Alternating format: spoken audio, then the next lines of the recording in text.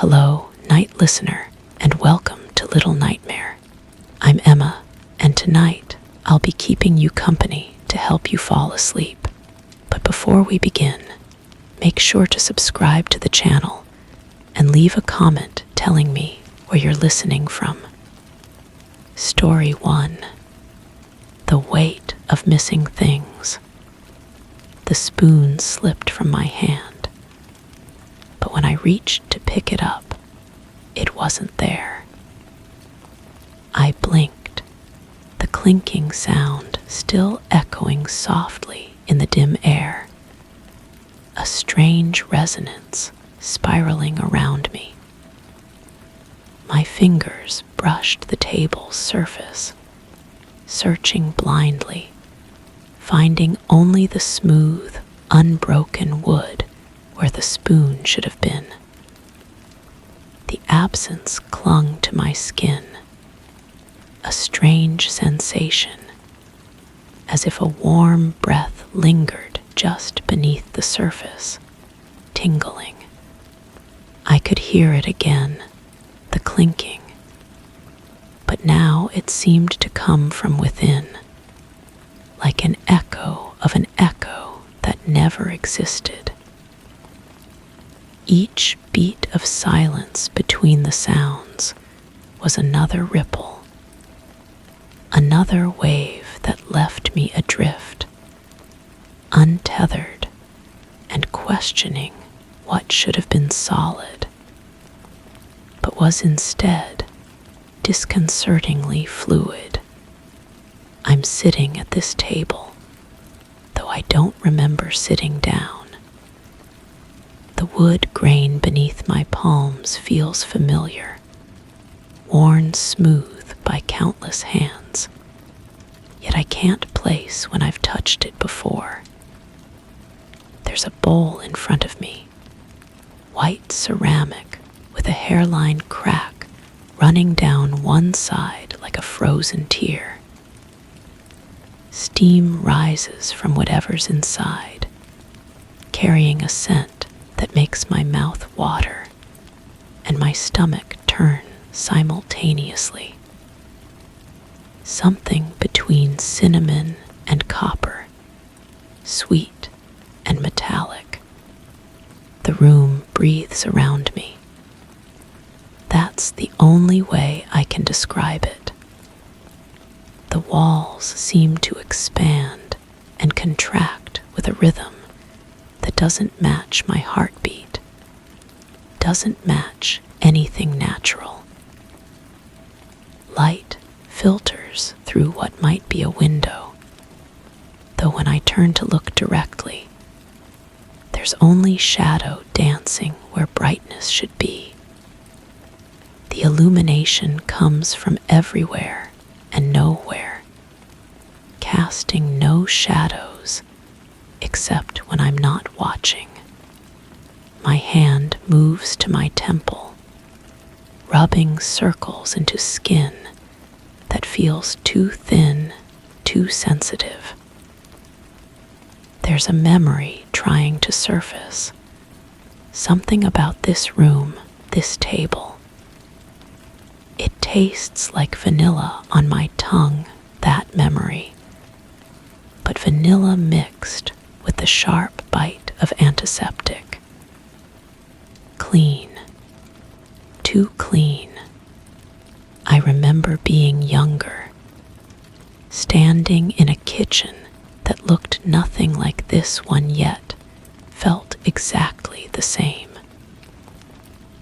The counter was yellow then, bright as summer corn, and someone was humming a tune I'd never heard before, but somehow knew by heart. My fingers had traced patterns in spilled flour, while that voice drifted around me like smoke. But in the memory, the flour was warm, pulsing with its own heartbeat. And when I looked up, there were too many windows in that kitchen, windows that that showed different seasons all at once. The humming starts again, now soft and wordless, coming from somewhere behind my left ear. I turn, but there's nothing there except the wall, painted a color I can't quite name. Not white, not cream, but something in between that shifts when I'm not looking directly at it. The sound continues, that same melody from the kitchen memory, and my throat moves involuntarily, trying to hum along though I don't know the notes. Steam still rises from the bowl, and I realize I should be hungry. When did I last eat? The question feels important, urgent, but slips away before I can grasp it fully. Instead, I focus on the spoon that isn't there, the one that should be resting beside the bowl. My fingers remember its weight, the slight bend in the handle where someone had pressed too hard, too often. Silver-plated, with tiny scratches that caught the light. Another memory surfaces, unbidden. I'm washing dishes in a sink that's too deep, my arms disappearing up to the elbows in water that stays warm no matter how long I stand there. The spoon is in my hands then, and I'm scrubbing at a stain that isn't there, watching soap bubbles form perfect spheres that refuse to pop.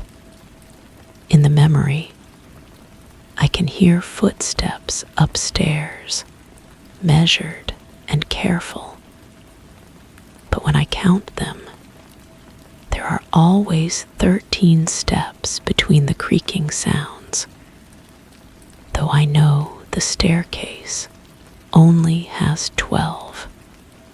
The scent from the bowl changes, becomes something floral and cloying. Jasmine, maybe, or something trying to be jasmine, but missing some essential element. It makes my eyes water, or maybe I'm crying for reasons I can't remember.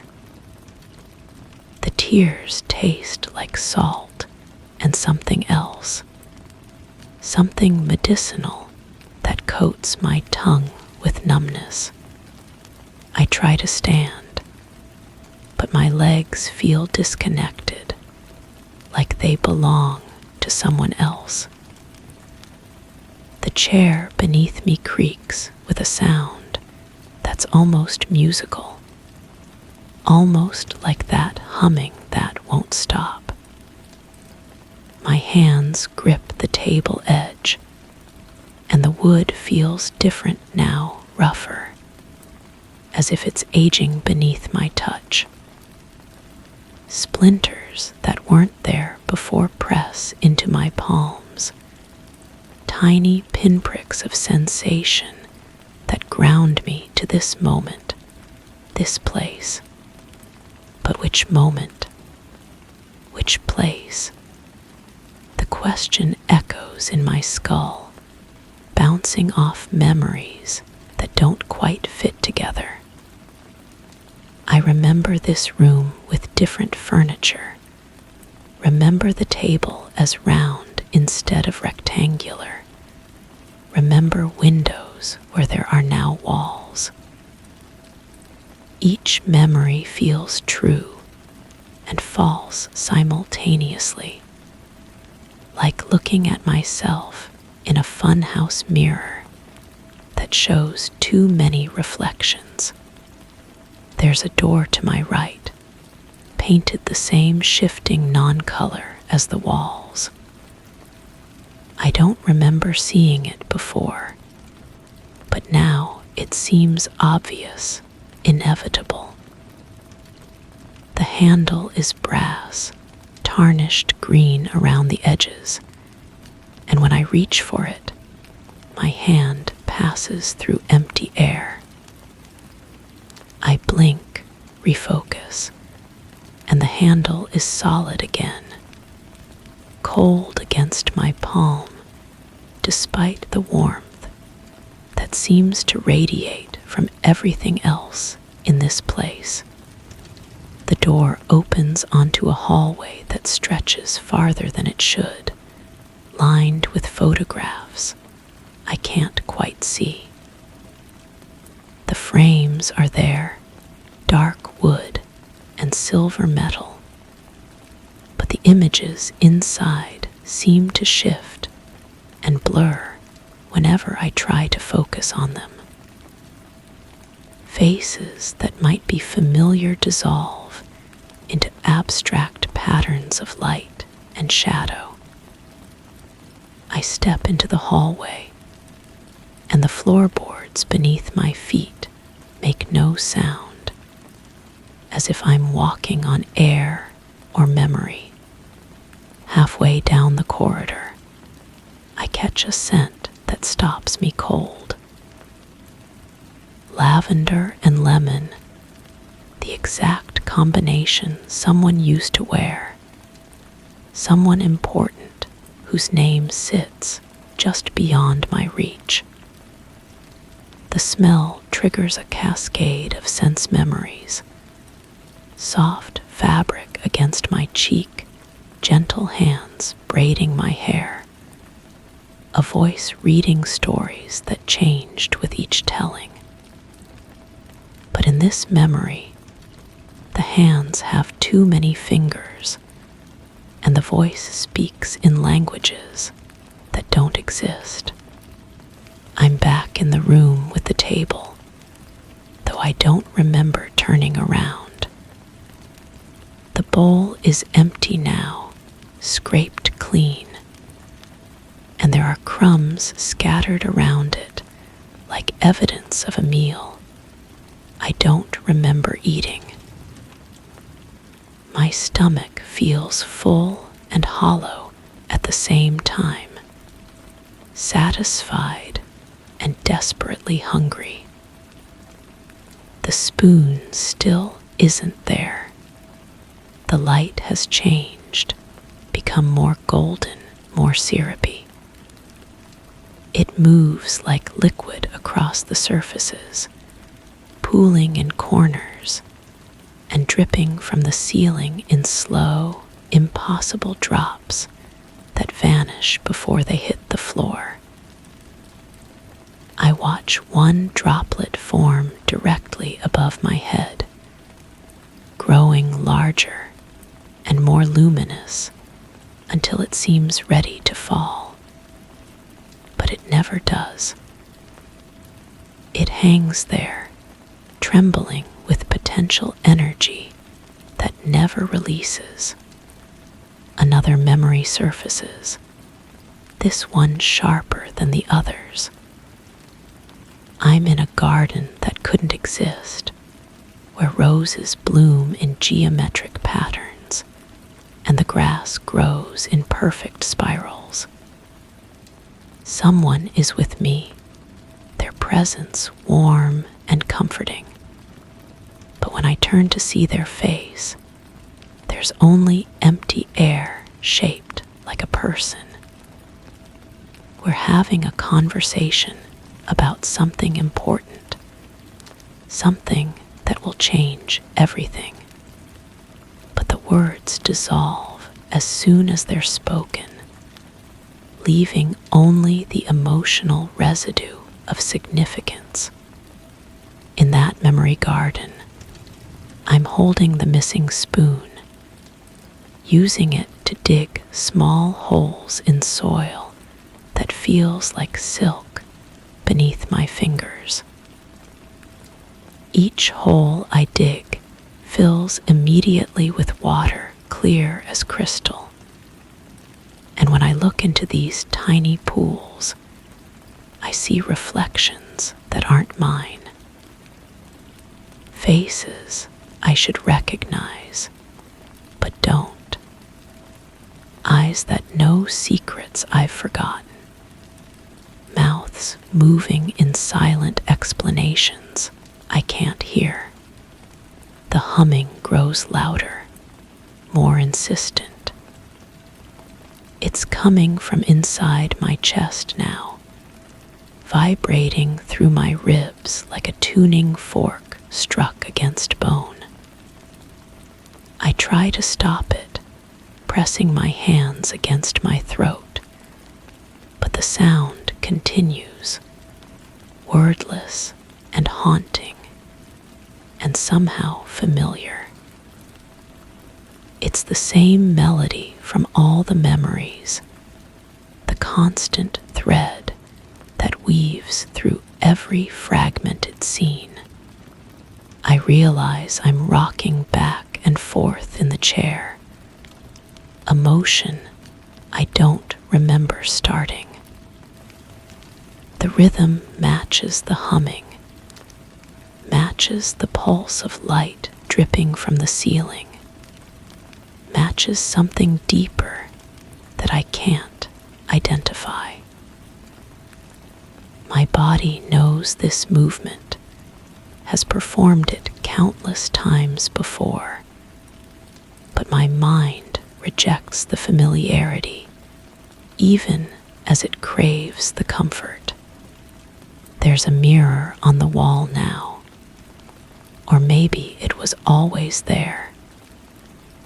The reflection shows someone who looks like me, but isn't quite right. The proportions are off, the features slightly misaligned, as if someone had tried to recreate my face from a half-remembered description. The reflection moves a split second after I do, creating a disorienting delay that makes me question which one of us is real.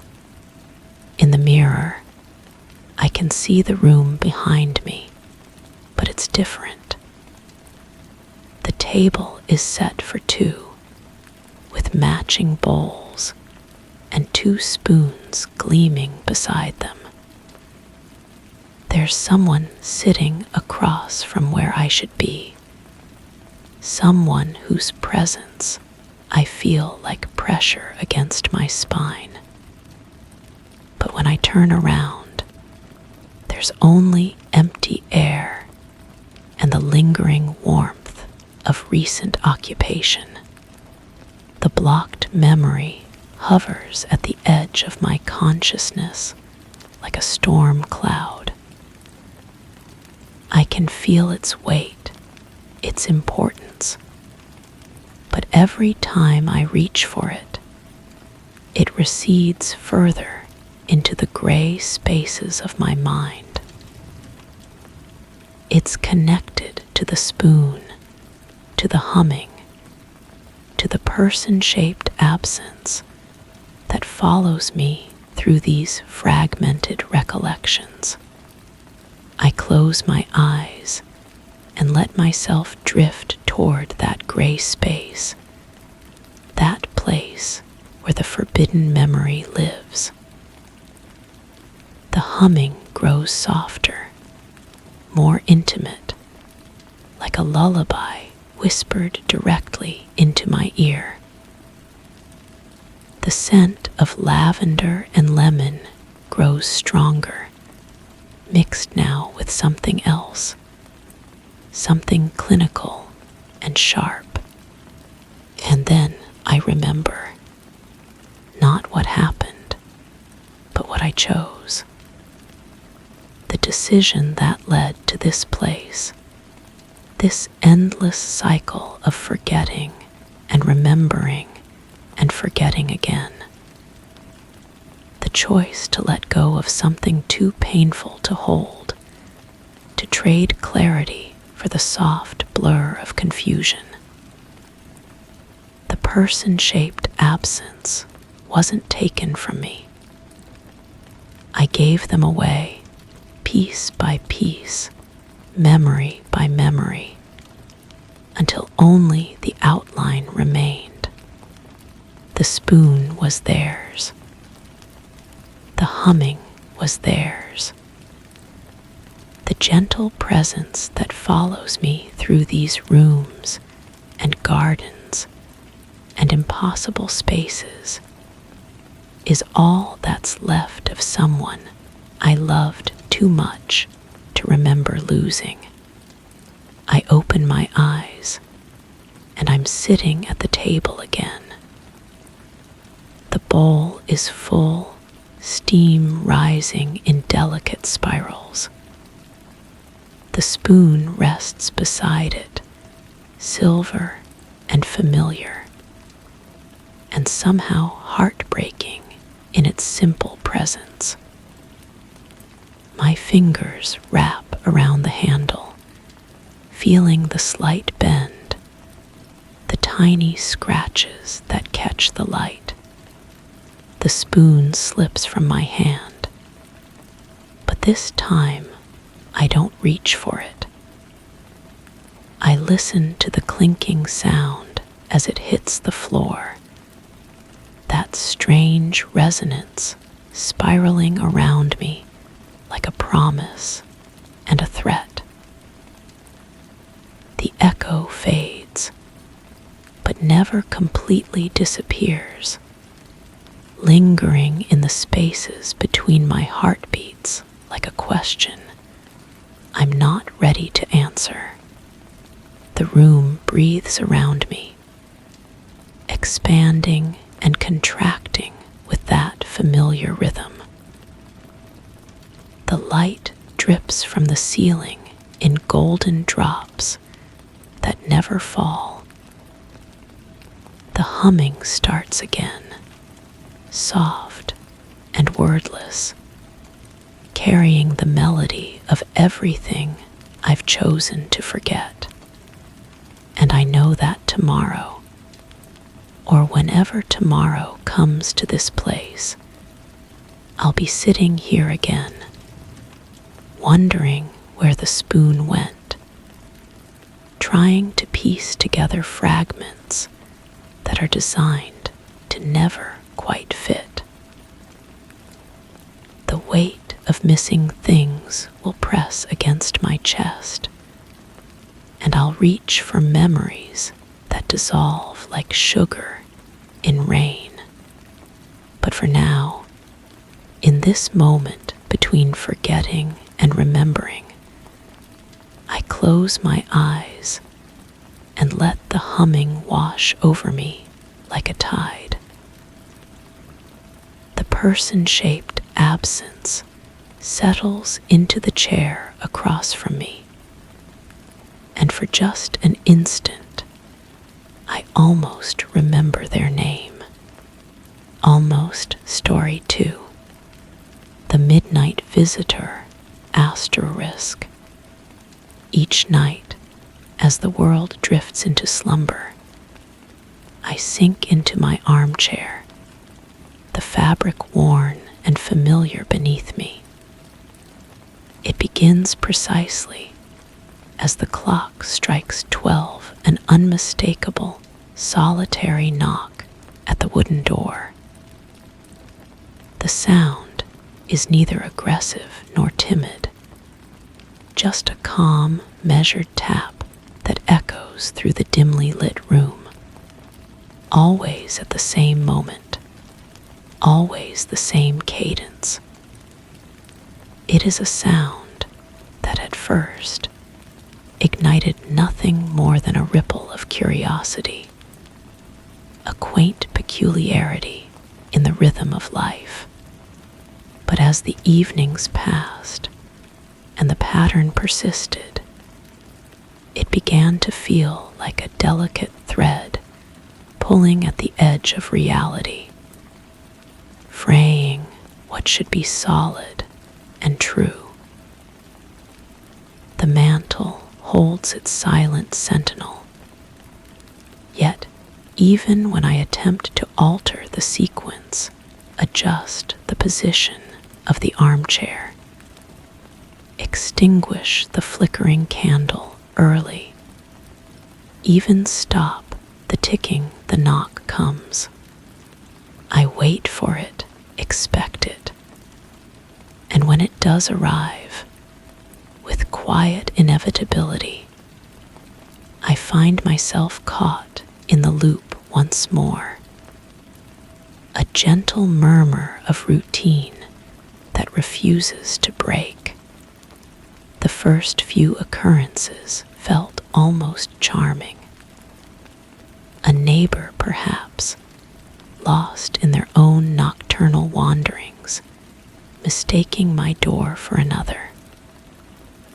I would rise from my chair, the floorboards creaking their familiar protest beneath my bare feet, and approach the entrance with mild curiosity.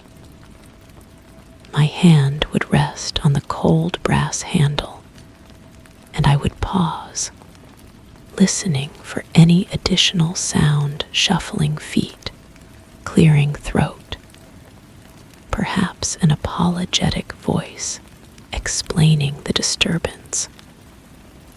But there was nothing, only the lingering echo of that single, deliberate knock, reverberating through the wood and into the hollow spaces of my dwelling.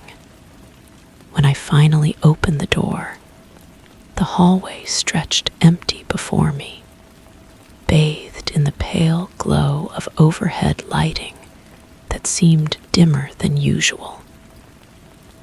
The air carried a strange scent, not unpleasant, but distinctly out of place. It reminded me of old paper, the kind found in forgotten libraries, mixed with something metallic, like copper pennies left in rain. I would step into the corridor, my feet meeting the cold tile, and look both ways down the length of the hall. Nothing moved. No doors closing. No elevator humming. No distant footsteps fading into silence. Just that peculiar smell and the sensation that someone had been there moments before, their presence still warm in the air. After the fifth occurrence, I began to take notes. A small leather journal became my companion, positioned on the side table next to my armchair. I documented everything: the exact sound of the knock, the temperature of the door handle afterward, the specific scent that lingered in the hallway. The knock was always the same.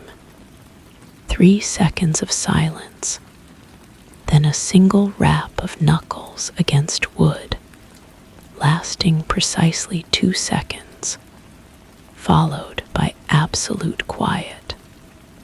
The door handle remained at room temperature, never warmed by human touch. The scent grew stronger with each passing night, evolving from a whisper of old paper to something more complex, more insistent. I started positioning myself differently, testing variables like a scientist conducting an experiment. One evening, I stood directly behind the door, my ear pressed against the wood, waiting. The knock came as expected, and I felt the vibration travel through the door and into my skull.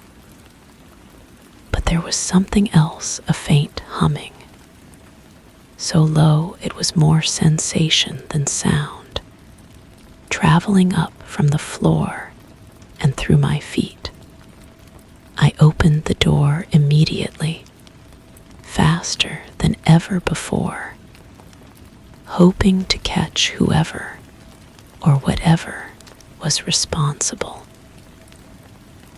The hallway was empty, but the humming continued for several heartbeats before fading away.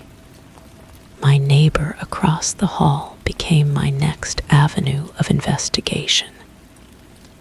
She was a quiet woman who kept irregular schedules, often arriving home during the late evening. I waited by my peephole one night, watching her return from whatever activities filled her days. When the knock came, I observed her door through the tiny lens. No movement, no shadow passing beneath her threshold, no sound from her apartment. Yet somehow, I felt certain she could hear it too. The next morning, I encountered her by the mailboxes, and I mentioned the nightly disturbances. Her expression shifted not surprise, but something more like recognition mixed with discomfort. She claimed to hear nothing, but her eyes held a different truth. The candle on my mantel began behaving strangely around this period. I would light it each evening as part of my routine, watching its steady flame cast dancing shadows across the room. But on the nights when I paid closest attention to the knock, the flame would flicker violently just before the sound came, as if responding to some invisible disturbance in the air.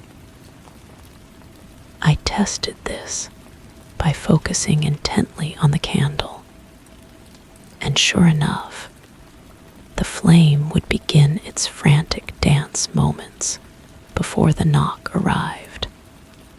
It became a warning system of sorts, though I was never sure what I was being warned about. The temperature in my apartment started fluctuating in subtle ways.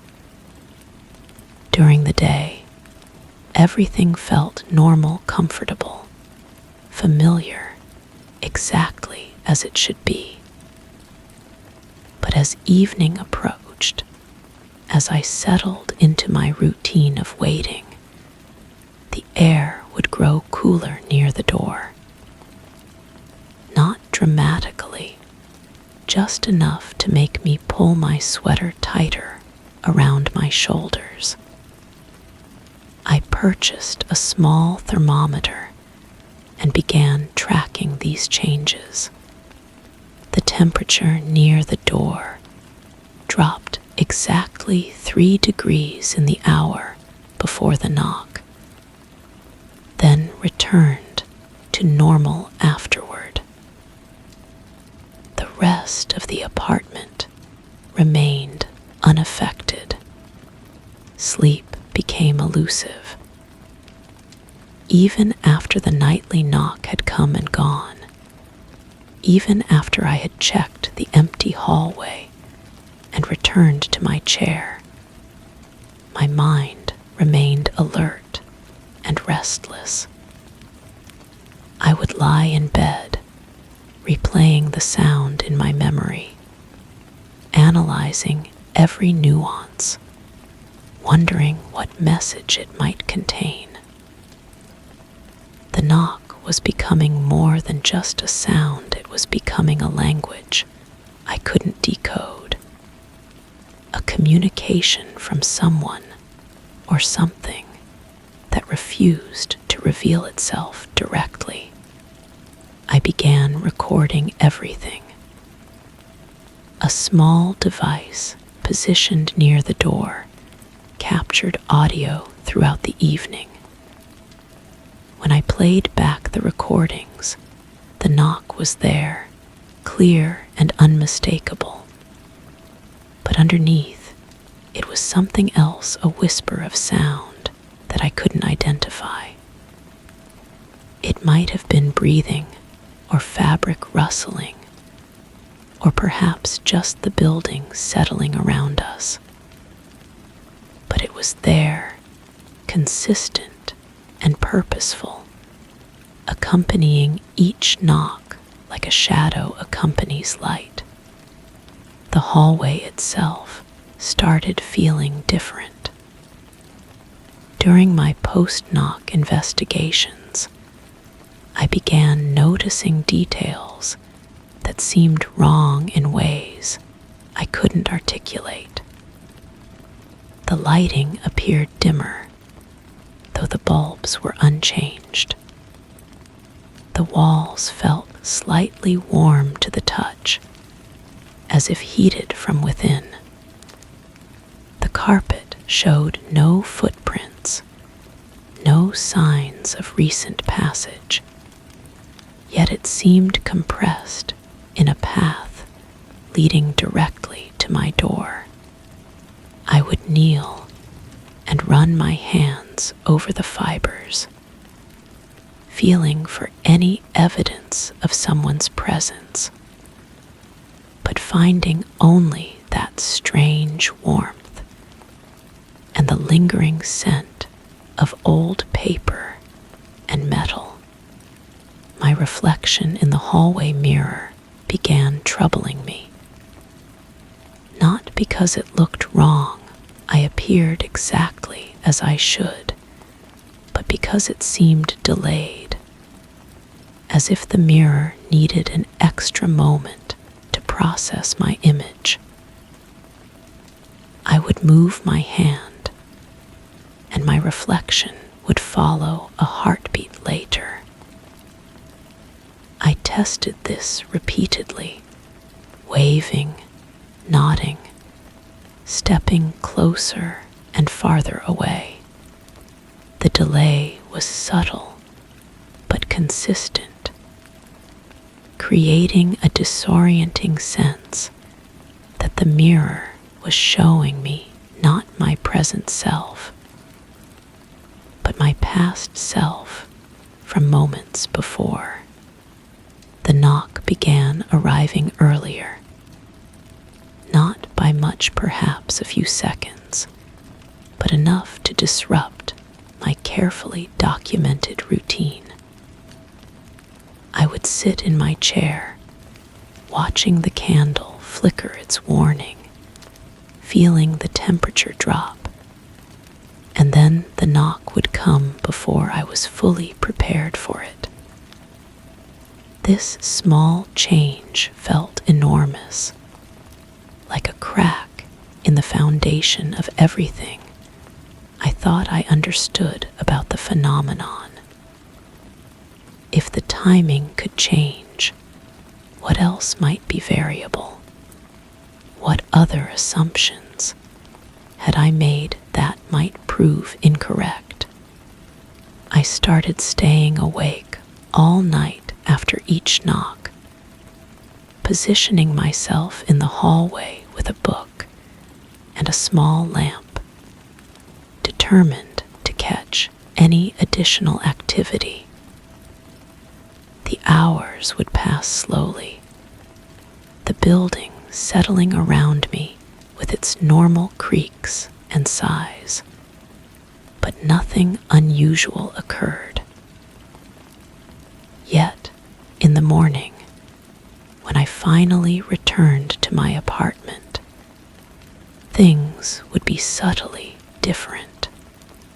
A book moved slightly on its shelf, a pillow indented, as if someone had sat on my couch. The scent of old paper stronger than ever throughout my rooms. The woman across the hall moved away without warning. I discovered this when I knocked on her door, hoping to ask more questions about what she might have observed.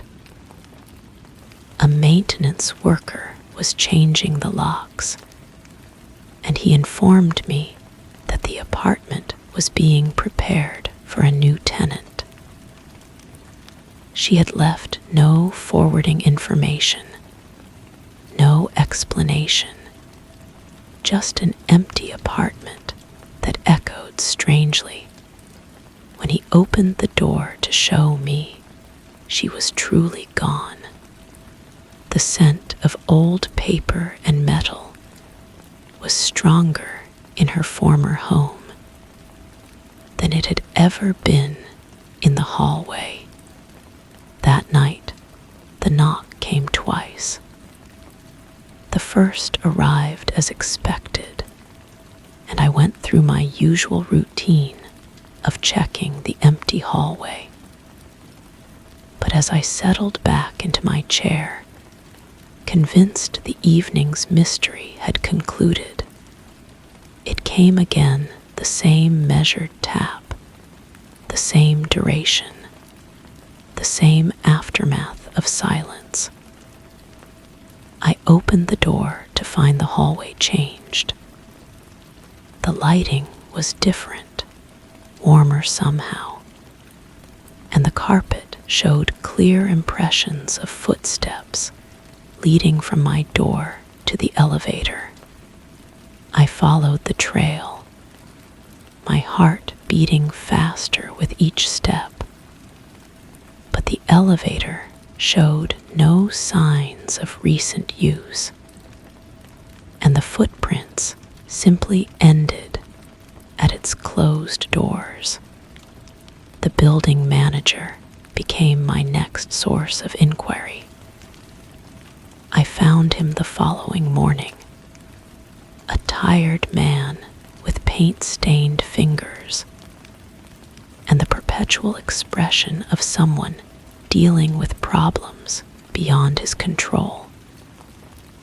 When I described the nightly knocks, his face grew thoughtful, then concerned.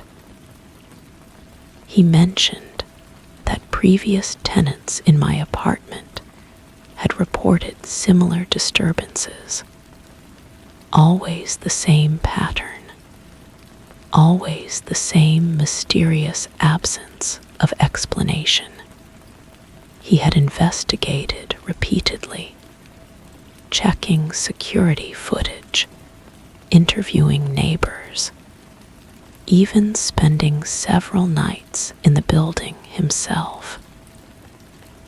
The cameras showed nothing unusual. The neighbors heard nothing. And during his overnight stays, no knocks occurred at all. I realized then that the phenomenon was specifically connected to me, or at least to my presence in the apartment during those particular hours. This understanding brought no comfort, if anything. It deepened the mystery and my growing sense of unease. Why me? What about my routine, my behavior? My very existence in that space was triggering these visitations. I began varying my evening activities more dramatically, leaving the apartment entirely during the usual hour, spending the evening at a nearby cafe or walking the streets. But somehow, I always found myself drawn back, settling into my chair just moments before the knock would come. The sound began changing. Subtle variations that I might have missed if not for my detailed documentation and acute attention.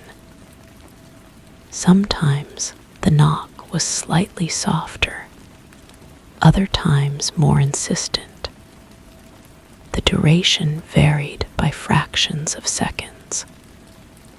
Most disturbing of all, occasionally, there seemed to be a rhythm within the single knock, not multiple taps, but a complex sound that contained layers, as if several knocks were occurring simultaneously, but slightly out of phase with each other. My recordings captured these variations, but they revealed something even more unsettling. When I played back the audio at different speeds, I could hear what sounded like a voice buried within each knock, not words exactly, but vocal tones, human breath, the suggestion of someone trying to communicate through the wood itself. I spent hours analyzing these sounds, playing them backward, filtering out frequencies, amplifying the quieter elements. The voice became clearer with each manipulation, though the words remained incomprehensible. The apartment began feeling less like my home and more like a stage where some unknown drama was being performed nightly. I would find myself arranging furniture not for my comfort, but to facilitate the evening's events, positioning my chair for optimal observation, ensuring clear paths to the door, even unconsciously preparing for an audience that never materialized. My daily life became merely preparation for those few moments around midnight when reality would bend, and the knock would connect me to something beyond ordinary experience. The final night changed everything.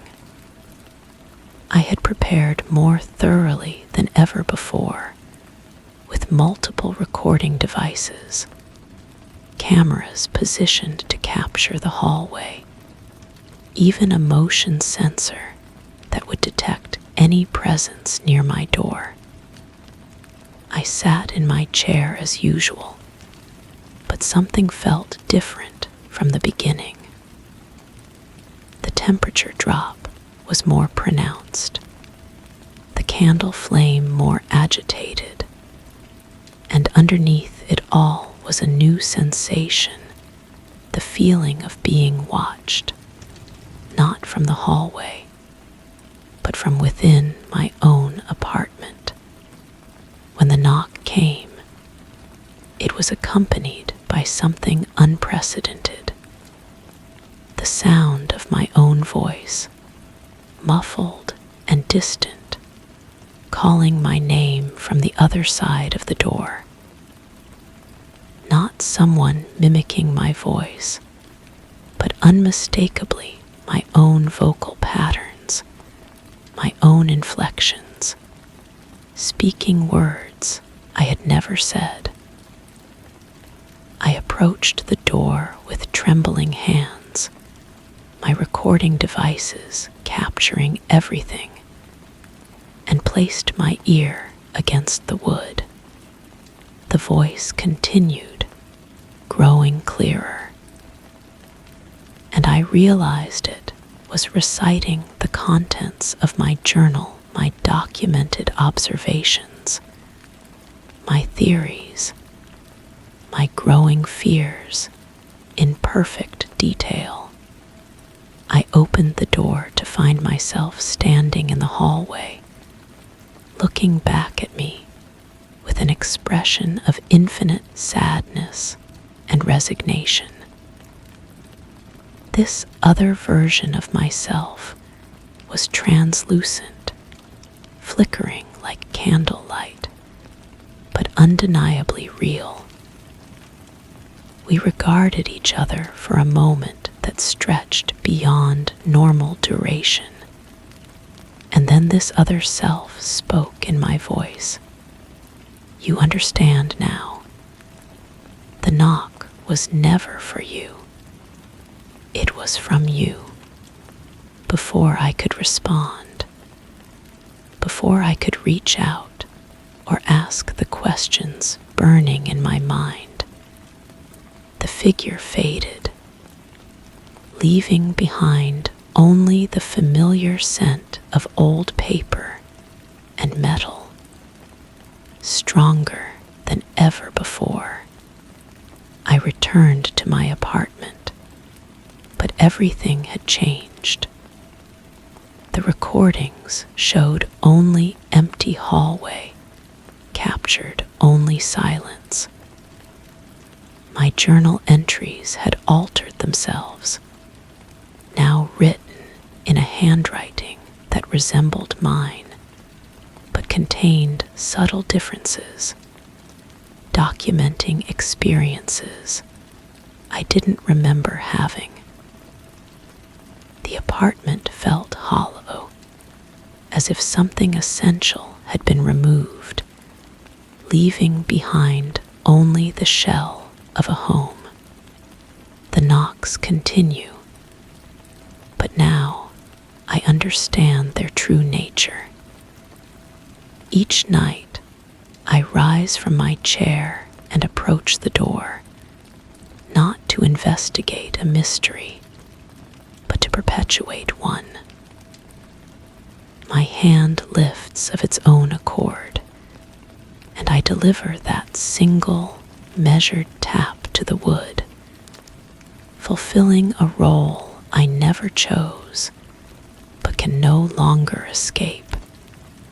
On the other side, I imagine another version of myself settling into a worn armchair, beginning to notice a strange nightly disturbance, starting to document the first signs of a mystery that has no beginning and no end. The scent of old paper and metal has become my constant companion, and I finally recognize its source.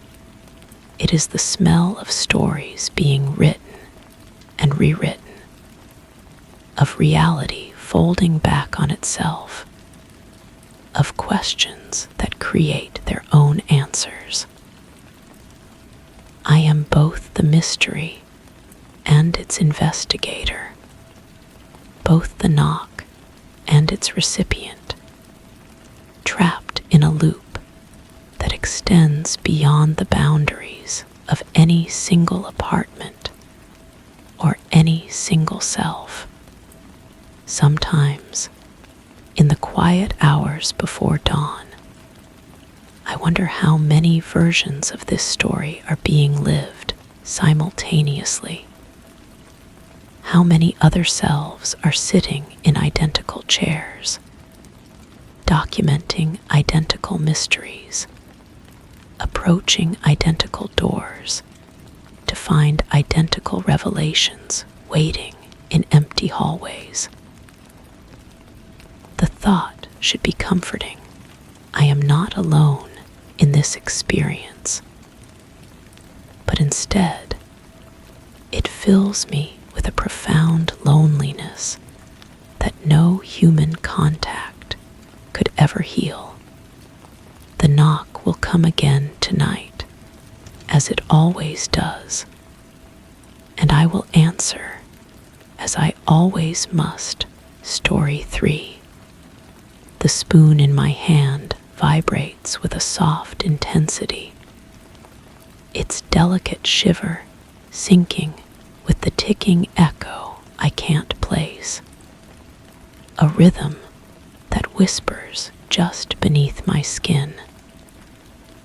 I try to steady it, pressing my fingers tighter around the metal, but the vibration persists, a subtle reminder that something has slipped out of balance. Each gentle quiver sends ripples through the silence, as if silently calling for attention, urging me to listen closer. Why does the handle feel so cold, almost sentient, as though it might respond to my thoughts? It's a small tremor, yet it captures the quiet space, making every tick and shudder seem like a message from the unseen. I set the spoon down on the kitchen counter, watching it settle against the marble surface with a faint metallic whisper. The vibration stops immediately, but the ticking continues, a sound that seems to emerge from the walls themselves. I lean against the counter, pressing my ear closer to the cool stone, and there it is again, that rhythmic pulse, like a heartbeat trapped beneath layers of plaster and paint. The kitchen smells wrong today. Beneath the familiar scents of coffee and morning toast, there's something else, something metallic and sharp, like pennies left too long in a pocket. I open the window, hoping fresh air might chase away the strange odor, but it clings to the space like a stubborn memory. My reflection in the window glass looks back at me, but something about it feels delayed, as if the image takes just a moment too long to mirror my movements. I wave my hand slowly, watching the reflection follow with that same subtle lag. Perhaps it's just the old glass, warped by seasons of expansion and contraction. Old houses have their quirks. I pick up my notebook from the counter and begin writing.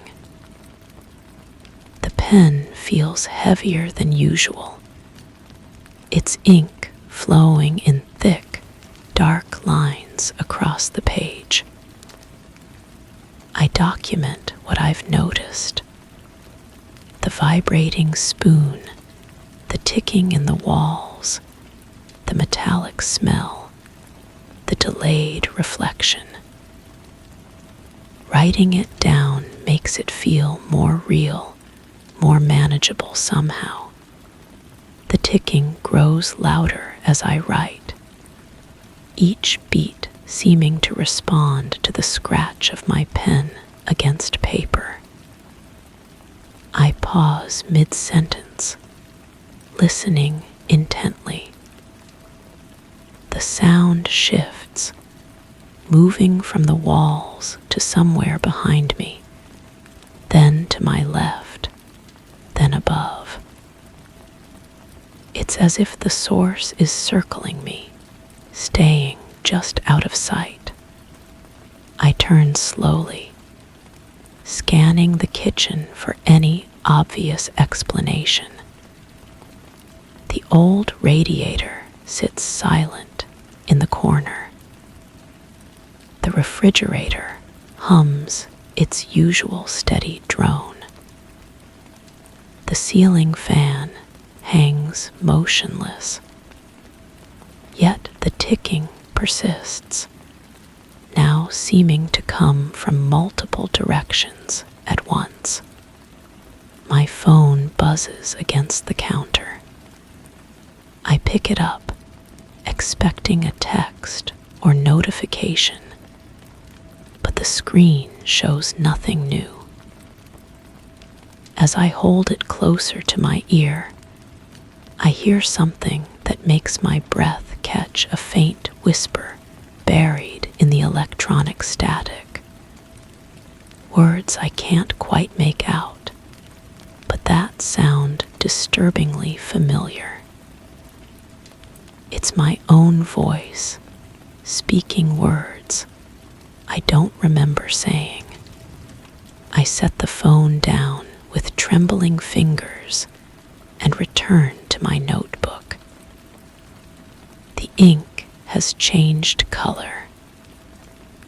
What I wrote in black now appears in deep red, the letters seeming to pulse with their own internal light. I blink hard, rubbing my eyes, but when I look again, the words remain crimson. The metallic smell grows stronger, filling my nostrils with its sharp intensity. I check the sink, the stove, even the old pipes beneath the counter, but find nothing that could explain the odor. It's as if the smell is coming from inside my own head, a phantom sensation that refuses to be rationalized away. I walk to the hallway mirror, needing to see my own face clearly, to ground myself in something concrete. But the person looking back at me has eyes I don't recognize, darker than they should be, with pupils that seem to expand and contract independently of the light. I touch my face, feeling the familiar contours of my cheekbones and jaw, but the reflection's hand moves to a different spot entirely. The ticking has become a symphony now, multiple rhythms overlapping and interweaving like a complex musical composition. Some beats are fast and urgent, others slow and deliberate. Together, they create a pattern that feels almost like language, a code I'm meant to decipher, but lack the key to understand. I return to the kitchen and pick up the spoon again. The vibration resumes immediately, stronger now, traveling up my arm and into my chest. The metal grows colder with each passing moment, until it's so frigid it burns against my palm. But I can't let go. Something compels me to hold on, to feel the full intensity of whatever message it's trying to convey. The walls around me begin to shift subtly, their surfaces rippling like water disturbed by an unseen hand. The paint seems to breathe, expanding and contracting in rhythm with the ticking. I reach out to touch the nearest wall, and my fingers sink slightly into what should be solid plaster, the surface yielding like flesh. My notebook lies open on the counter, its pages now filled with words I don't remember writing. The handwriting is mine, but the thoughts are foreign, describing events I haven't experienced and places I've never been. One passage catches my attention. The frequency increases with observation. Each moment of attention feeds it, makes it stronger. I should stop looking, but I can't. It won't let me.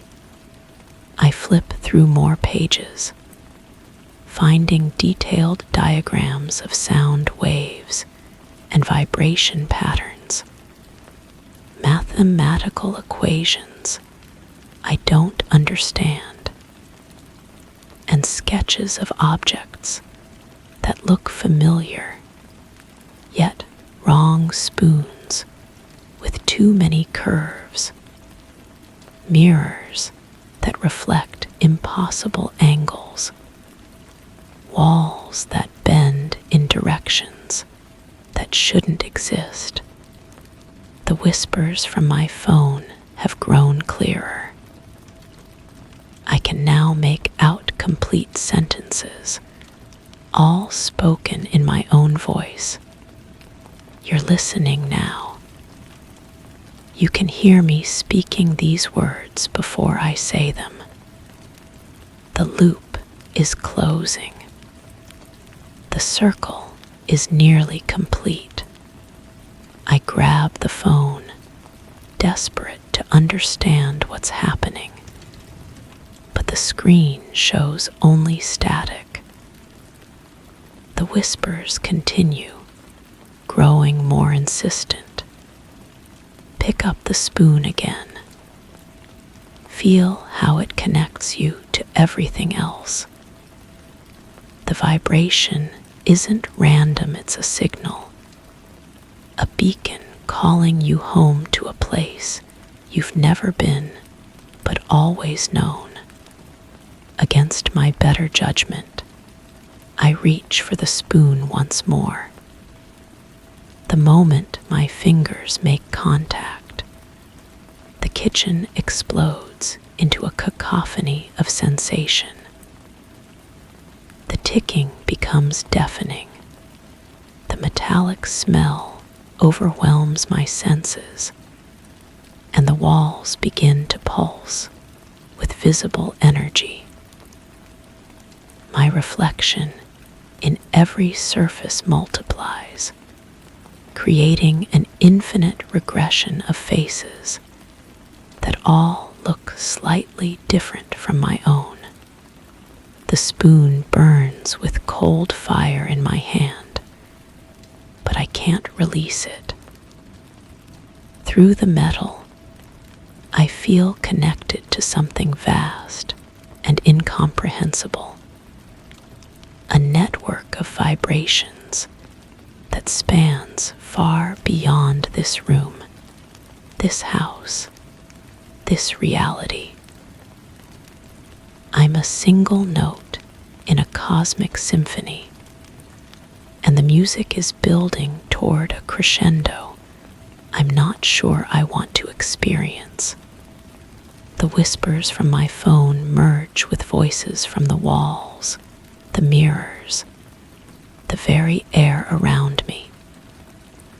They're all variations of my own voice, speaking from different points in what might be my future or past. You chose this when you picked up the spoon the first time. Every time you set it down and picked it up again, you went deeper. Now you're at the center, where all the vibrations converge. I look at my notebook one final time.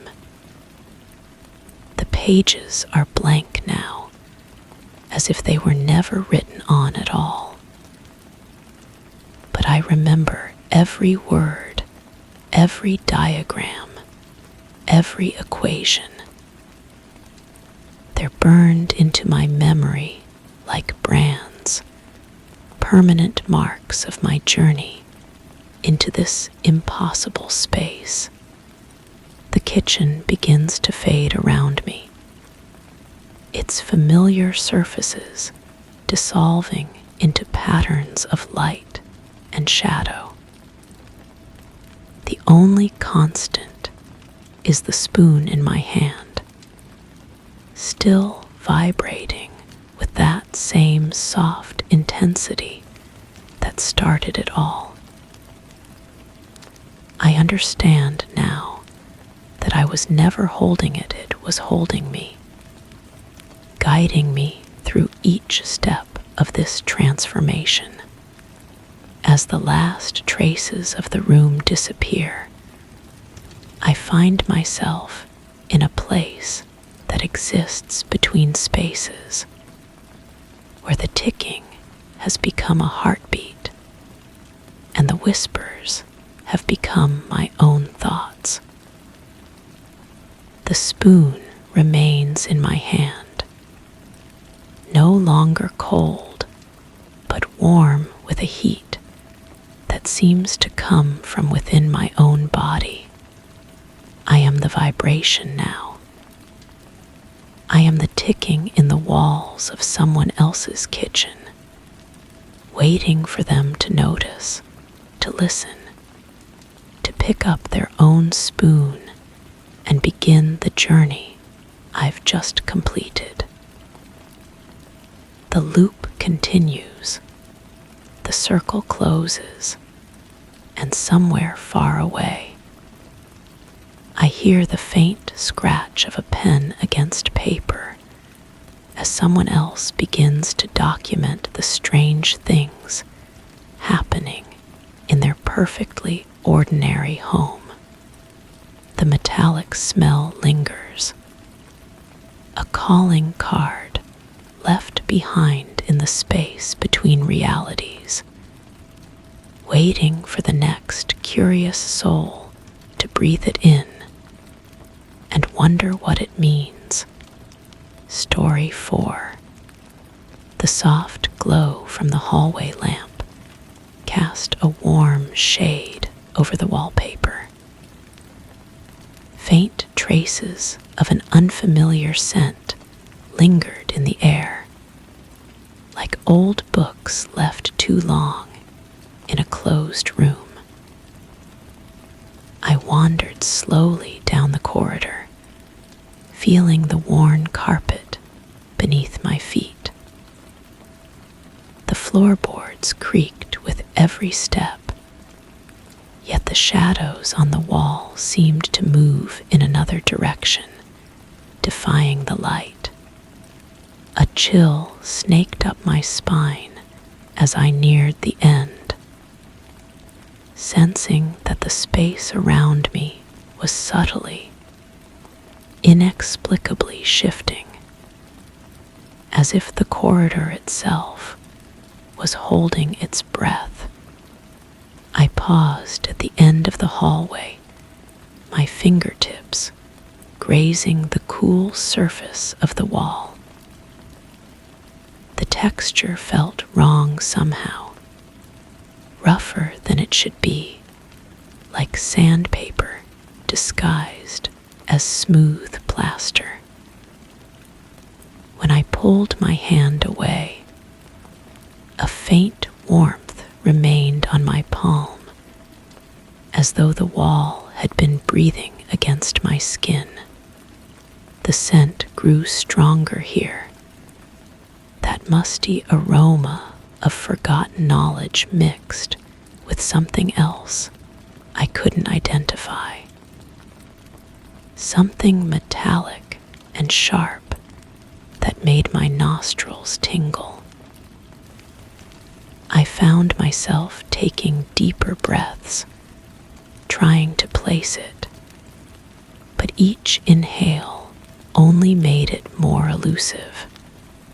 Behind me, the floorboards settled with a soft groan, but I hadn't moved.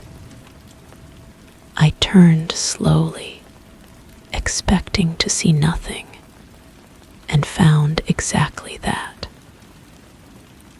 The empty corridor stretched back toward the lamp, its glow somehow dimmer now, casting longer shadows that seemed to reach toward me like grasping fingers. I decided to investigate properly.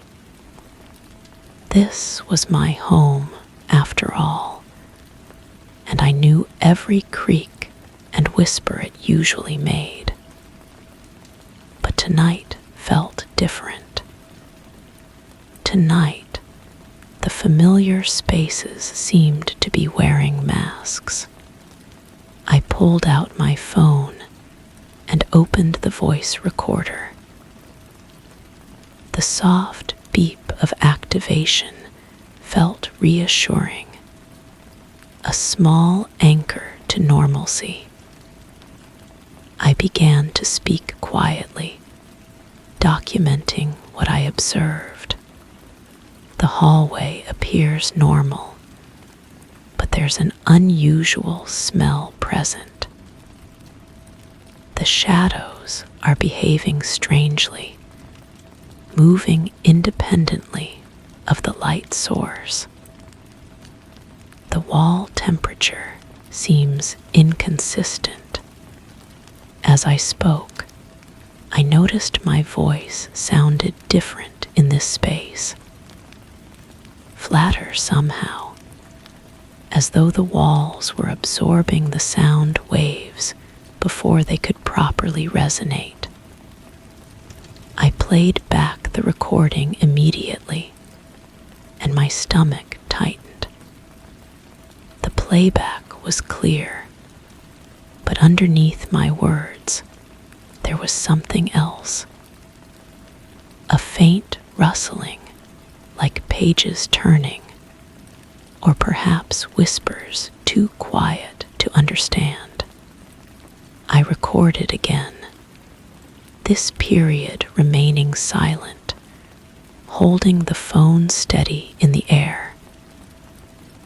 The silence felt heavy, pregnant with possibility. When I played it back, the rustling was more pronounced, and beneath it, I could swear I heard breathing that wasn't my own.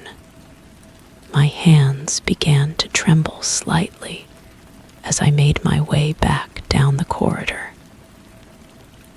The lamp's bulb flickered once, twice, then steadied, but the quality of light had changed.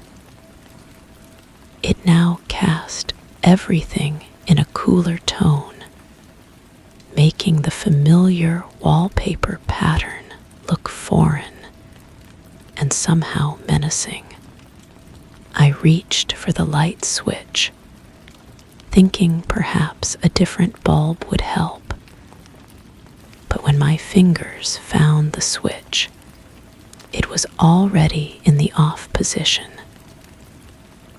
The lamp continued to glow. I flicked the switch up and down several times. Nothing changed. The light remained constant, defying the basic laws of electrical circuits I'd understood since childhood. I traced the cord with my eyes, following it down to where it should plug into the wall outlet. But the cord simply disappeared into the baseboard, as though the wall had grown around it. The metallic smell intensified, and I realized it reminded me of old coins, or perhaps blood that had been left to dry. I pressed my back against the wall, needing something solid to ground me, but the surface felt soft, yielding slightly under my weight like foam padding beneath wallpaper. I pushed away from the wall quickly and noticed that where I'd been leaning, the wallpaper looked darker, as though it had absorbed moisture from my body. But my clothes were completely dry. Moving toward the lamp, I examined it more closely. It appeared to be the same fixture that had been there for years, but the shade seemed different somehow. The pattern on it was more intricate than I remembered, full of tiny details that seemed to shift when I wasn't looking directly at them. I held up my phone and took several photos, the camera flash illuminating the corridor in stark white bursts. In the brief moments of harsh light, I caught glimpses of something that made my breath catch. The walls appeared to be covered not in wallpaper, but in pages. Thousands of pages from books, overlapping and layered, creating a papyrem CH surface that extended as far as the light could reach. When I looked at the photos, however, they showed only normal wallpaper with a simple floral pattern.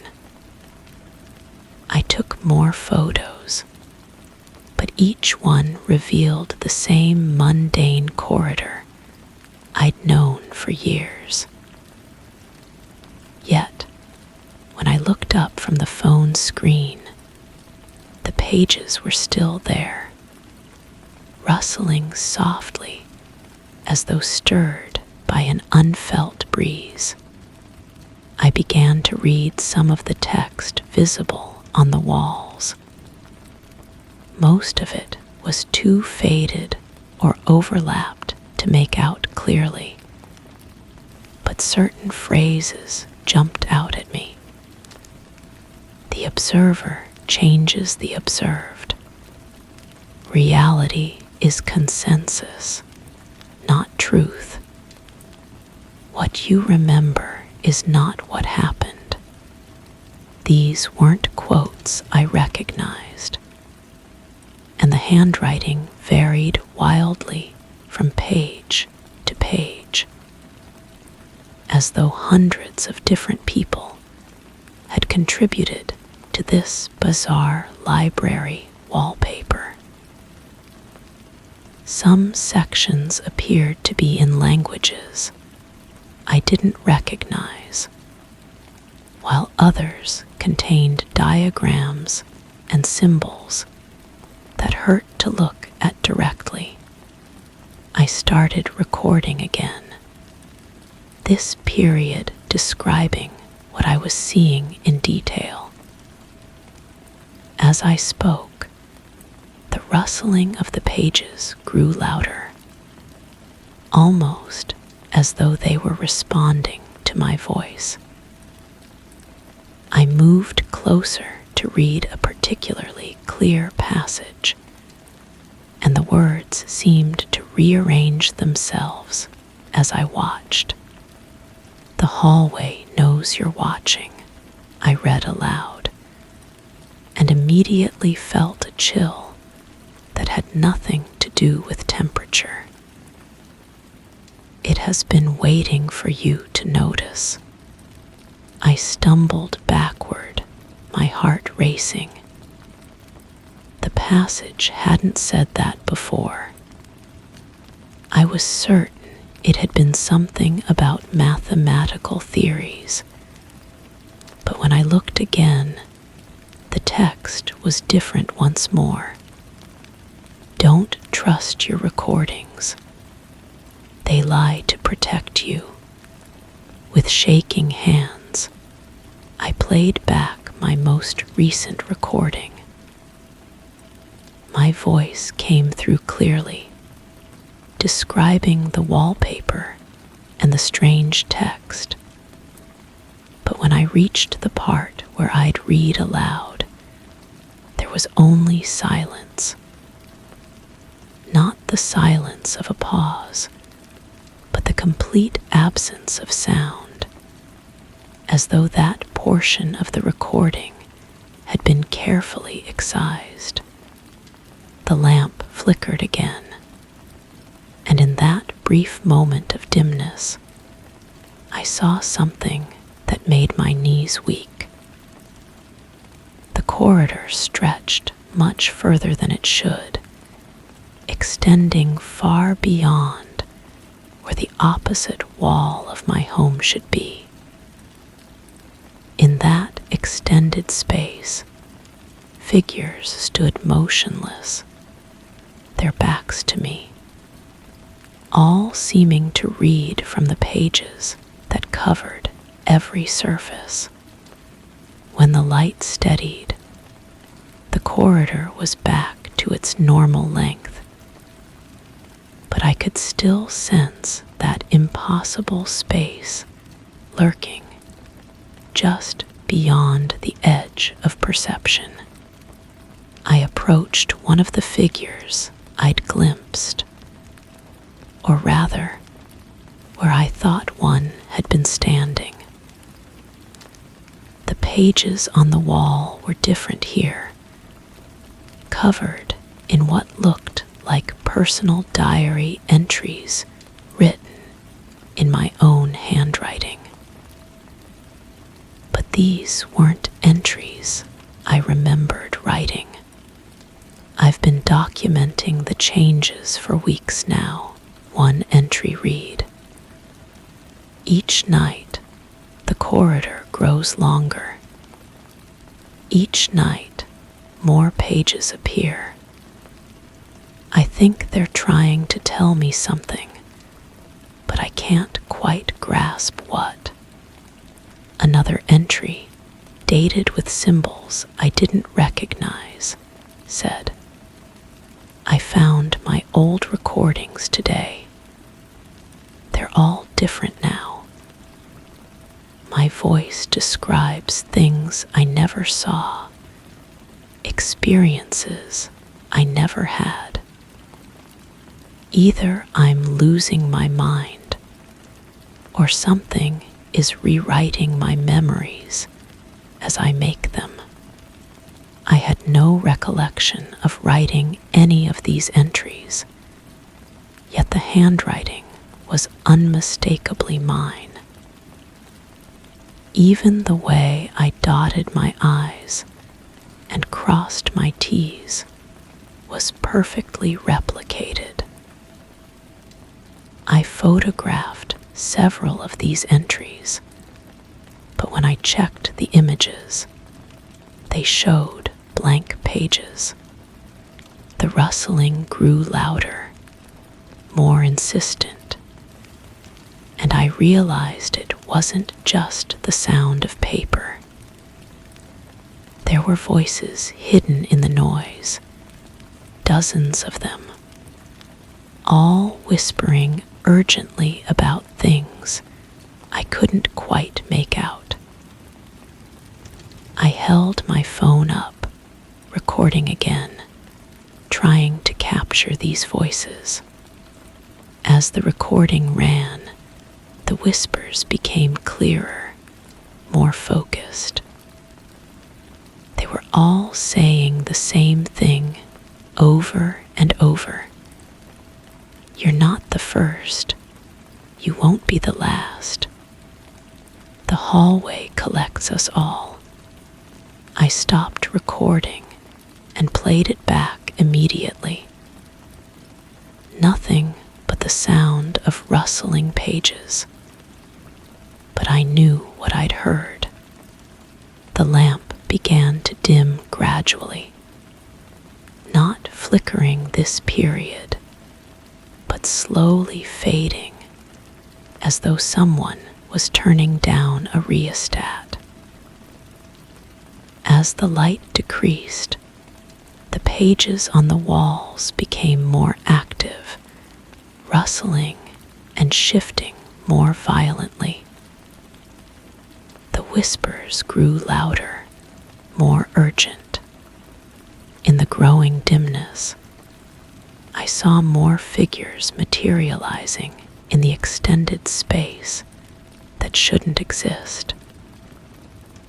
They were all facing the walls, all reading intently, their fingers tracing along lines of text that seemed to glow faintly in the reduced light. I called out to them, but none turned around. My voice seemed to be absorbed by the pages before it could travel more than a few feet. I tried moving toward them, but with each step I took, they appeared to move further away, always maintaining the same distance. The light continued to fade, and I realized with growing horror that as it dimmed, I was becoming more like the figures I observed. I could feel my body growing lighter, less substantial. When I looked down at my hands, they appeared translucent, and I could see the pages on the wall through my own flesh. I tried to run back toward where I thought the exit should be, but the corridor had become a maze of intersecting passages, all lined with pages, all filled with the rustling whispers of accumulated knowledge. Every turn I took led to another hallway identical to the first, each one stretching impossibly far into the distance. My phone slipped from my increasingly insubstantial fingers and clattered to the floor. The sound echoed strangely, multiplying and reverberating until it became a rhythm, like footsteps, like turning pages, like whispered secrets. As I bent to retrieve it, I saw that new pages were growing from the floor where it had fallen, emerging from the carpet like strange flowers blooming in fast motion. These pages contained my story, everything that had happened to me in this corridor, written in that same impossible handwriting that was mine, but not mine. The final page was still being written as I watched, words appearing in real period. I understand now that the corridor doesn't just collect stories. It collects the people who discover it. We become part of its library, our experiences adding to its infinite collection of impossible knowledge. I reached for my phone, but my hand passed through it like smoke. I was becoming part of the collection, another figure reading eternally from walls that contained every story that had ever been discovered in this place. The last thing I managed to do was speak aloud, hoping somehow my words would escape this place. If you're listening to this, if you can hear my voice, don't trust the recordings. Don't trust the photos. And whatever you do, don't read the pages on the walls.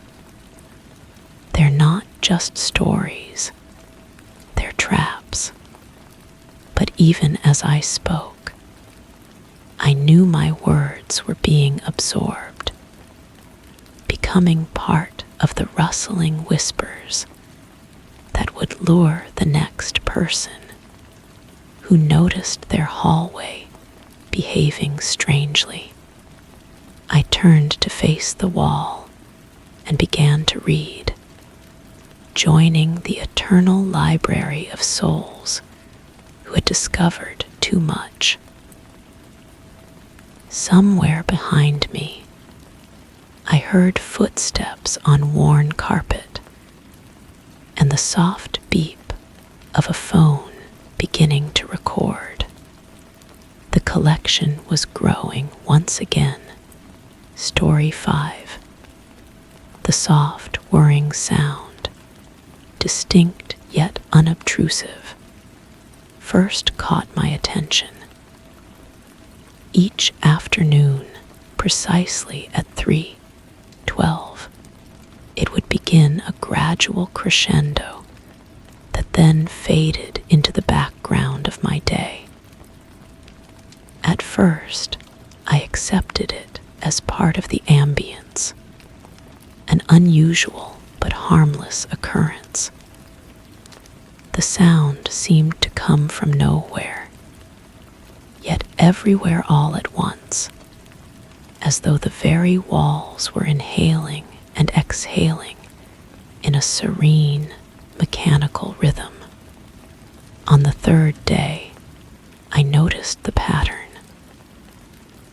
A thin beam of sunlight stretched across the floor, casting the same delicate shadow from the lamp's base, unfaltering in its position. The faded gold thread of the chair's embroidery caught the light just so, blinking like a forgotten signal. The gentle swaying of the curtains synced perfectly with the sound, a silent dance in perfect, unnerving harmony. I tried to disrupt it, moved the chair a fraction, closed the curtains tight, but the following day the chair was back, the sunlight unwavering, the curtains freed from their binds. The sound arrived, as always, its presence now both a comfort and a curse. I sat there, cradled by the swell and fall of the invisible tide, wondering if I would ever hear the world another way again. My curiosity became something more deliberate. I began positioning myself near the window before the sound would start, notebook in hand, sketching the precise angle of shadows, measuring distances between furniture and walls. The measurements never changed. The chair sat exactly 17 inches from the window frame. The curtain's hem brushed the floor at the same worn spot, creating a small depression in the carpet fibers. The apartment across the courtyard remained empty, its windows reflecting nothing but sky and the occasional bird. Yet, I found myself watching those dark panes with increasing intensity, as if they held answers I couldn't quite formulate questions for. The glass surface seemed too clean, too perfect, like black water, frozen mid-ripple. I started arriving earlier each day, settling into my observation post with the dedication of a researcher. The whirring sound began to feel less like background noise and more like a summons. My body would tense in anticipation, muscles coiled with an expectation I couldn't name. The silence before the sound stretched longer than it should have, thick and substantial, pressing against my eardrums like cotton soaked in honey. quality of light in my room began to change. What had once been warm afternoon sun now carried a cooler undertone, casting shadows that seemed slightly offset from their sources. The lamp's shadow fell at an angle that defied the sun's position. The chair's embroidered threads caught light that shouldn't have reached them, glowing with an inner luminescence that made my eyes water when I stared too long. I purchased a small mirror, positioning it to catch the reflection of the empty apartment across the way. The glass showed me my own room in reverse, but something about the reflection felt wrong. The proportions seemed subtly altered, as if the mirror were showing me a room that was almost, but not quite, my own. The chair in the reflection appeared closer to the window. The curtains hung differently, their fabric heavier, more substantial. The whirring sound began to arrive before its appointed interval, first by mere moments, then by longer stretches. I would sit in my chair, hands gripping the armrests, waiting for the familiar crescendo. When it finally came, it seemed to emerge not from the walls around me, but from somewhere deeper, somewhere beneath the floorboards, or behind the layers of paint and plaster. My reflection in the small mirror started to lag behind my movements. I would turn my head, and the reflected version would follow a heartbeat later, as if the image were traveling through thick liquid to reach the glass surface. The delay was so slight, I convinced myself I was imagining it. But the sensation of being watched by my own delayed reflection grew stronger with each observation session. The empty apartment across the courtyard began to show signs of occupancy. Not furniture or lights, but subtle changes in the quality of darkness behind its windows. The black glass seemed to breathe, expanding and contracting in rhythm with the whirring sound. I pressed my face against my own window, breath fogging the glass, trying to discern what lived in that darkness. My notebook filled with increasingly frantic sketches. The measurements remained constant, but my handwriting grew erratic, letters slanting at impossible angles. The chair was 17 inches from the window frame. The chair was 15 inches from the window frame. Both statements felt equally true, equally wrong. The curtains brushed the floor at the worn spot, creating a depression that seemed to deepen each day, as if something heavy pressed down from above. The whirring sound began to feel textured against my skin. What had once been purely auditory now carried physical weight, brushing against my arms like silk scarves or spider webs.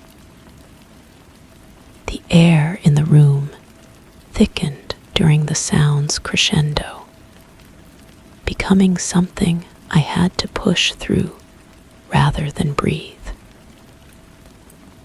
My lungs worked harder to extract oxygen from the dense atmosphere. The mirror showed me things that weren't there. Shadows moving independently of their sources. The chair's embroidered threads writhing like living things. My own reflection sitting perfectly still while I shifted and fidgeted, as if the mirror version of myself had found a piece that the real me couldn't access. I started to forget which side of the glass I belonged on. The reflection felt more real than my physical presence, more substantial, more connected to the rhythm of the whirring sound. When I raised my hand, I couldn't tell if I was the one initiating the movement, or if I was following the lead of the figure in the mirror. The empty apartment across the courtyard was no longer empty. Something moved behind those perfect black windows, something that matched my movements with uncanny precision. When I leaned forward, a shadow in the opposite window leaned forward. When I stood, darkness shifted in perfect synchronization. The courtyard between us felt like a thin membrane rather than open space. The whirring sound never stopped. It had become the baseline of existence, the rhythm beneath all other sounds. My heartbeat adjusted to match its tempo. My breathing synchronized with its rise and fall.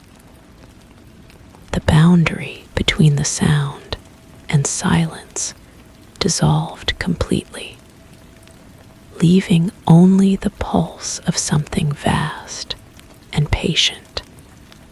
The chair's embroidered threads had grown brighter, more insistent. They spelled out patterns I almost recognized, symbols that felt familiar despite their alien geometry. The faded gold had become brilliant copper, then deep bronze, then something that hurt to look at directly. The threads moved when I wasn't watching, rearranging themselves into new configurations. My reflection in the mirror had stopped following my movements entirely. It sat perfectly still, hands folded, watching me with eyes that held no recognition. The figure in the glass seemed more at peace than I had ever been, more complete, more real. I began to envy its stillness, its certainty, its connection to something I couldn't quite grasp. The apartment across the courtyard showed lights now. Not electric illumination, but something softer, more organic. The glow pulsed in time with the whirring sound, in time with my heartbeat, in time with the movement of the embroidered threads. Everything had found the same rhythm, the same frequency, the same purpose. I no longer needed to wait for the sound to begin. It was always there, had always been there, would always be there. The distinction between sound and silence was a mistake I had made in the early days of observation. There was only the pulse, the rhythm, the breathing of walls and windows, and the spaces between things. The mirror reflects what should be reflected. The chair sits where it should sit. The curtains hang as they should hang. The apartment across the courtyard glows with the light that belongs to it. The whirring sound continues its perfect pattern, and I continue mine. We are all exactly where we should be, doing exactly what we should do. The observation is complete. The observer is observed. The pattern is unbroken and unbreakable and eternal. I sit in the chair, 17 inches from the window frame, watching the reflection watch me back, listening to the sound that is no longer separate from the silence, no longer separate from anything at all. Story 6. Every morning starts with a stroll through the garden. The path, lined by tall trees, is as familiar to me as the lines on my hands. Yet today, as I walked beneath their boughs, something felt subtly out of place. The air hung thick with an unfamiliar sound, a whispering rustle that seemed to rise not from the wind, but from the leaves themselves. I paused, listening intently, straining to catch the pattern of their soft susurrations. But as hard as I tried to pinpoint a source, the melody drifted tantalizingly beyond understanding, weaving itself into the gentle sigh of the earth waking up. I told myself it must be my imagination, and yet a sensation curled around my spine, a quiet, persistent murmur that the garden held secrets I had not, until now, noticed. The coffee mug in my hand felt heavier than usual. Steam rose from its surface, carrying the scent of burnt paper, though I distinctly remembered brewing my usual blend. The ceramic handle warmed against my palm, then cooled, then warmed again, as if the temperature couldn't decide what it wanted to be. I took a sip and tasted something metallic, sharp against my tongue. When I returned to the kitchen, the mug sat exactly where I'd left it on the counter, full, untouched, steam still rising in lazy spirals that moved against the still air of the room. I picked it up again, feeling that same strange weight, that same fluctuating warmth. This time I watched myself drink, watched the liquid level drop, watched my reflection distort in the dark surface. But when I set it down and turned away, when I turned back, was full again. The morning routine continued as it always did. Shower, dress, prepare for the ordinary tasks that filled my existence. Yet each familiar action felt slightly off-center, like trying to walk in shoes that almost fit but pinch in unexpected places. The water pressure seemed too strong, then too weak. The mirror showed my face, but the reflection seemed to lag behind my movements by the smallest fraction of a heartbeat. In the bedroom, I noticed my journal lying open on the nightstand. The page displayed my handwriting, neat and familiar, describing yesterday's garden walk. But the words felt wrong somehow. They spoke of roses blooming where I remembered only bare branches, of paths that curved left instead of right. I read my own account of events I couldn't recall experiencing.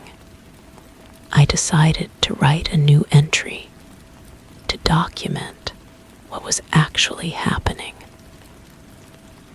My pen moved across the paper in smooth strokes, forming letters that spelled out my confusion, my growing unease about the inconsistencies creeping into my world. When I finished and read it back, the words described a perfectly normal morning with no irregularities whatsoever. The handwriting looked exactly like mine. Every morning starts with a stroll through the garden. The path, lined by tall trees, is as familiar to me as the lines on my hands. Today, as I walked beneath their branches, everything felt exactly as it should. The air carried the usual sounds of rustling leaves and distant birds. Nothing seemed out of place, but I remembered writing something different.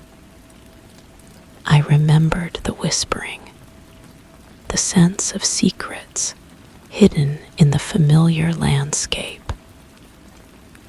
I remembered the coffee mug that wouldn't stay empty, the reflection that moved too slowly. Yet, here in black ink, in my own careful script, was evidence that my morning had been utterly unremarkable. I closed the journal and opened it again. The entry remained the same.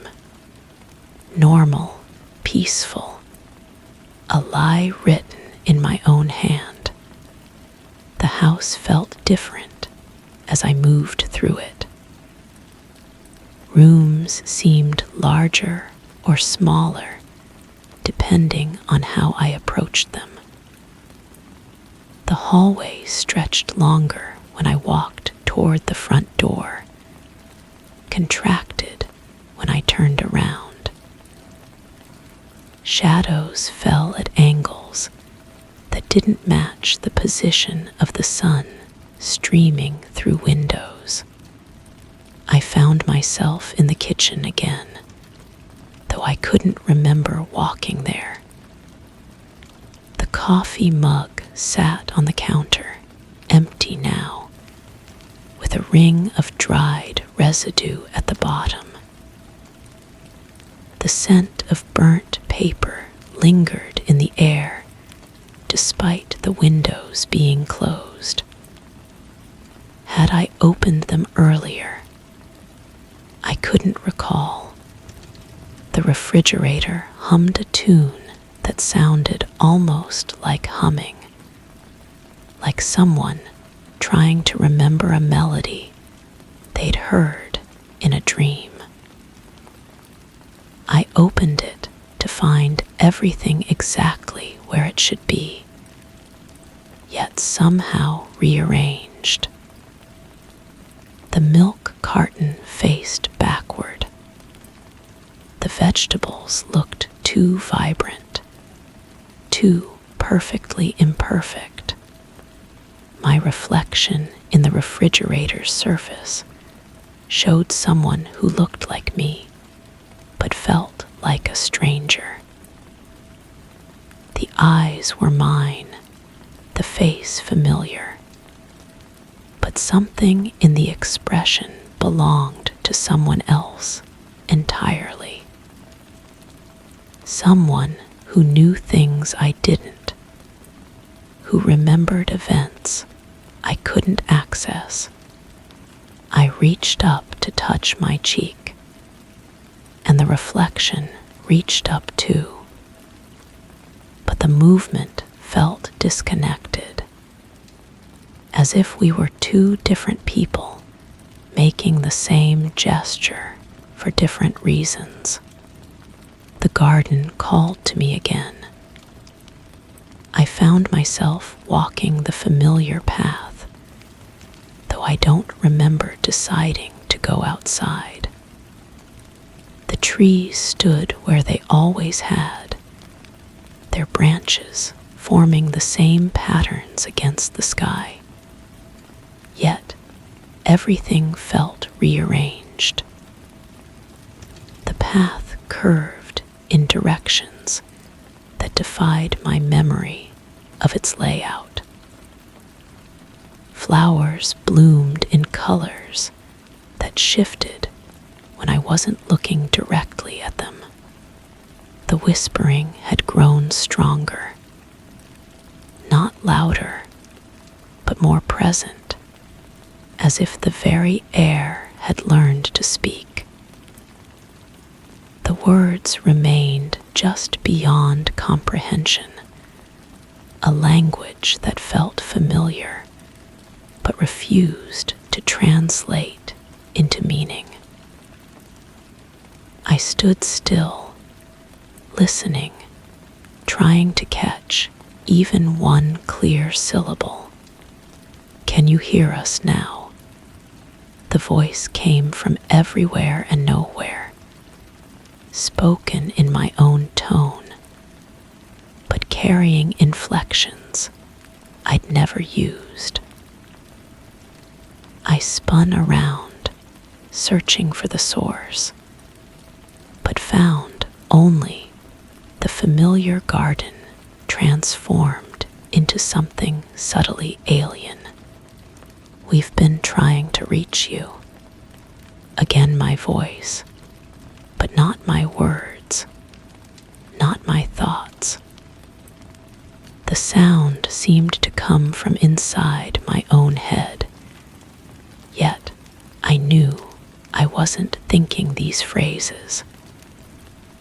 Someone else was using my voice, borrowing my throat to speak words I didn't understand.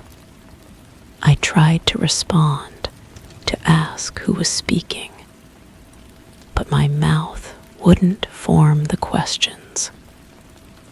Instead, I heard myself say, "The integration is nearly complete." Those weren't my words. I hadn't chosen to speak them. Yet they emerged in my voice, with my breath, shaped by my tongue and teeth into sounds I didn't intend to make. Panic should have flooded through me then, but instead, I felt a strange calm settling over my thoughts like dust on furniture. The fear remained, but muffled, as if experienced by someone else whose emotions I could observe, but not fully feel. I walked back toward the house, though the path seemed longer than before, winding through sections of garden I didn't recognize. Roses grew in impossible spirals, their petals shifting through colors that had no names.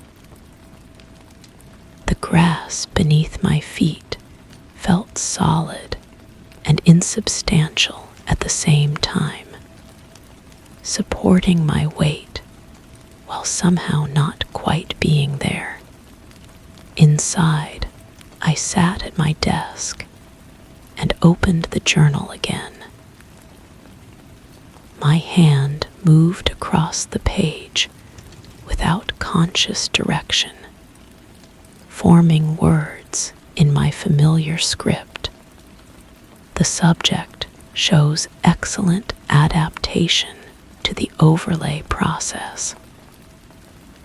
Memory integration proceeding within normal parameters. Minor resistance detected, but manageable through standard protocols.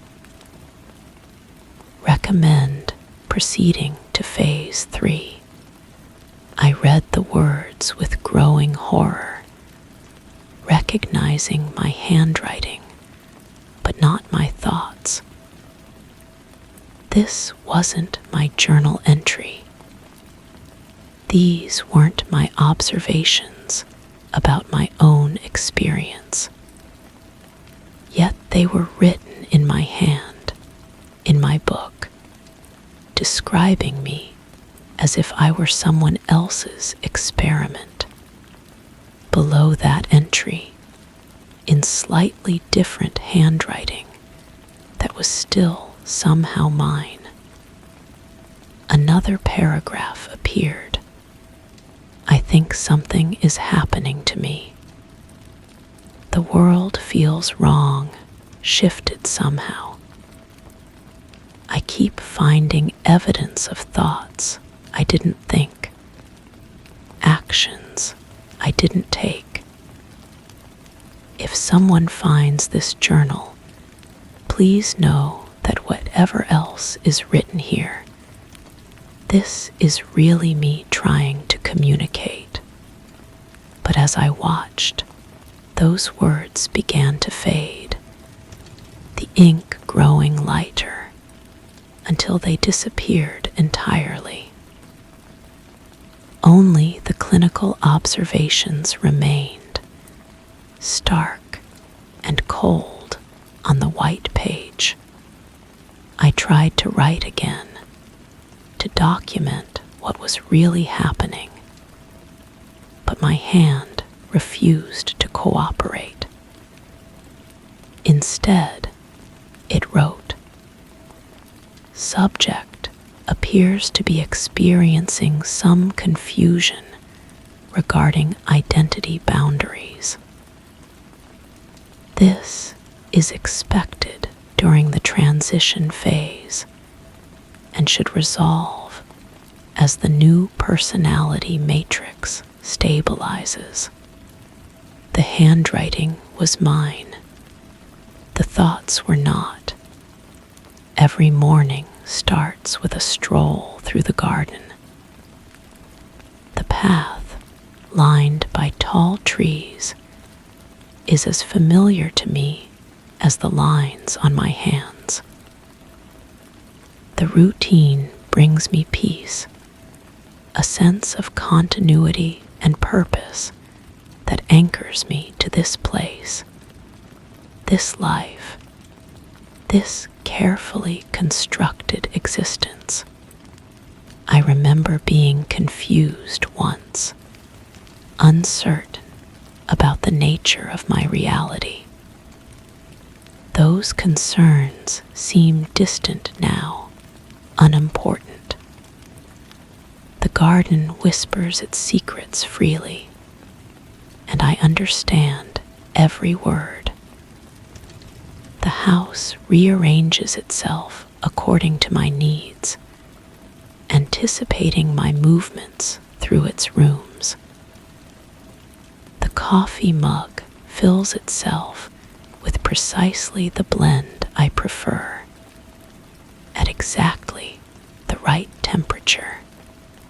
My journal contains detailed records of my daily experiences, written in my neat, careful handwriting. Each entry documents a life of perfect routine, unmarked by doubt or confusion. I am content with this existence, satisfied by its predictable rhythms. Sometimes I find myself pausing, as if trying to remember something important that hovers just beyond recall. But these moments pass quickly, leaving no lasting impression.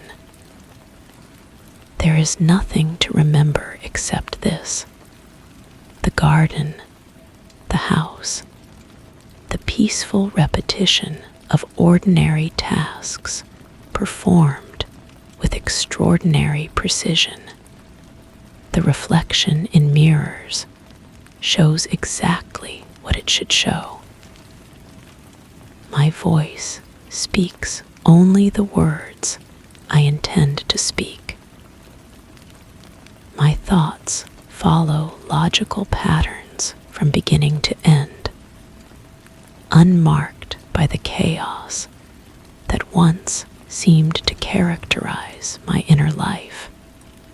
I am exactly who I have always been, living exactly where I have always lived, following exactly the same routines I have followed for as long as I can remember.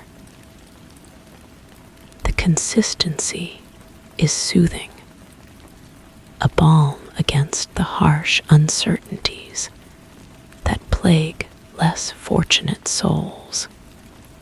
Tonight I will sleep peacefully, and tomorrow I will wake refreshed and ready for another perfect day. The garden will whisper its familiar secrets, and I will understand every word. Everything is exactly as it should be. Everything is exactly as it should be. Everything is exactly as it should be. Story 7. I traced the edge of the book, my fingers brushing against the smooth paper, feeling each thin sheet resist before yielding to my touch. As I turned the next page, a peculiar sensation caught my attention, a slight flutter, like the tiniest heartbeat. The page quivered, folding a corner crisply without my intervention, as if concealing a secret from my grasp. I hesitated, listening to the rustling whispers of untouched pages, each one vibrating gently in anticipation. A symphony of hesitant breaths waiting in the silence of the room. The air around me felt thicker now, pressing against my skin with the weight of something unseen. I could hear my own breathing, shallow and careful, mixing with the subtle sounds the book continued to make. Each page seemed to shift independently, creating the softest percussion of paper against paper, like rain on leaves, but wrong somehow. Too deliberate, too aware. I leaned closer, studying the text before me. The words appeared normal at first glance: black ink on cream-colored paper, familiar letters forming familiar shapes. But as my eyes focused, the sentences began to feel strange in my mouth as I read them silently. Each word tasted metallic, coating my tongue with something I couldn't name. The paragraphs seemed to breathe, expanding and contracting with a rhythm that didn't match my own heartbeat. My fingertip traced a line of text, and I felt the ink respond to my touch, warming slightly, as if the words were pleased to be acknowledged. The sensation traveled up through my finger, a gentle tingling that spread to my palm, then my wrist. I should have pulled away, but the feeling was almost comforting, like being welcomed by an old friend who knew secrets I'd forgotten I wanted to learn. The room around me began to change in ways I couldn't quite identify. The shadows in the corners seemed deeper, more substantial, as if they were gathering material from somewhere else.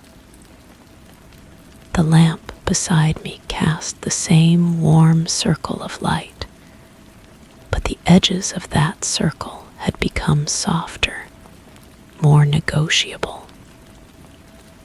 Darkness crept inward by degrees, not threatening, but curious, wanting to see what I was reading.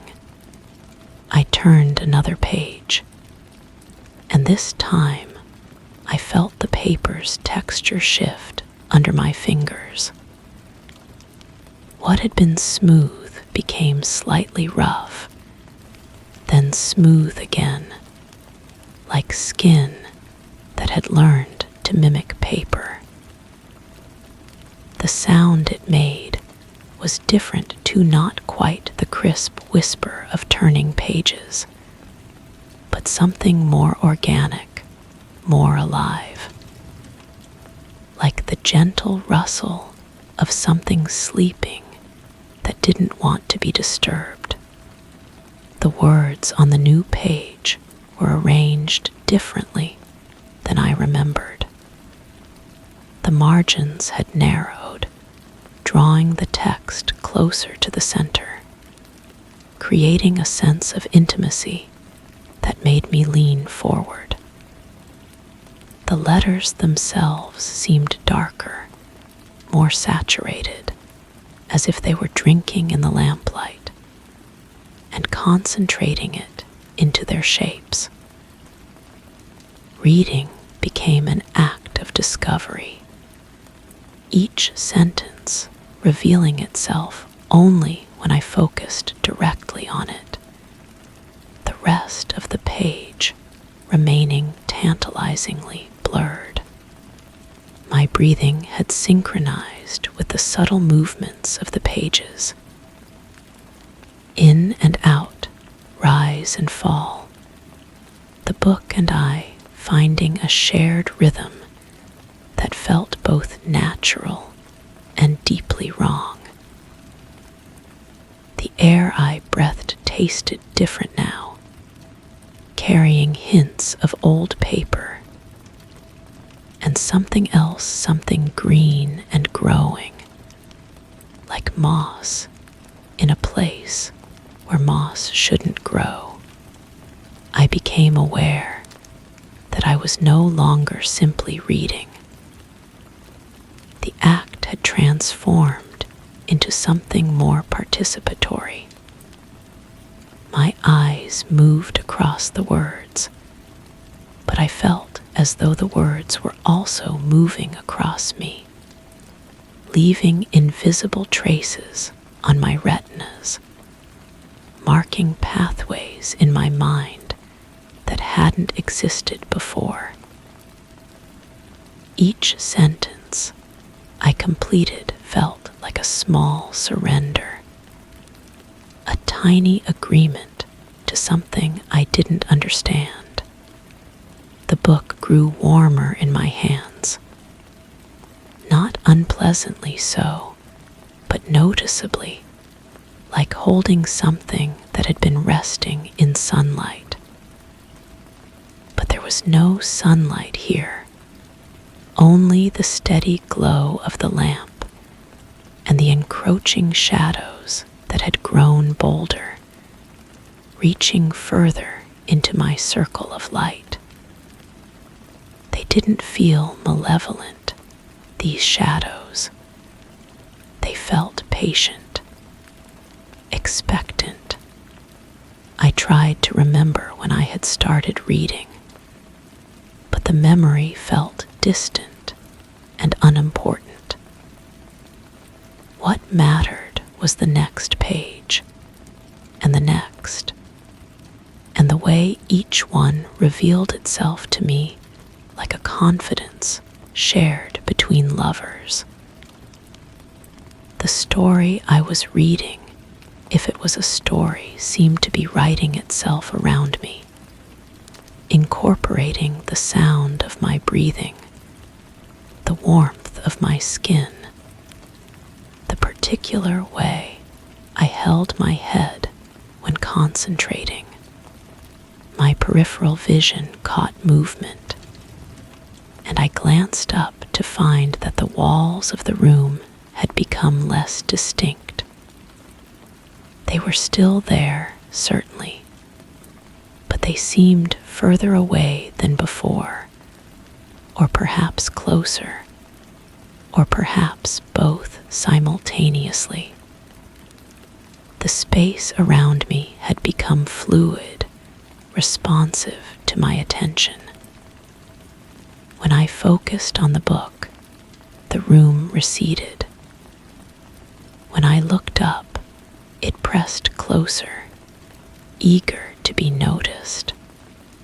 The pages continued their subtle dance, each one finding new ways to catch my attention. Sometimes a corner would lift slightly, revealing a glimpse of text below.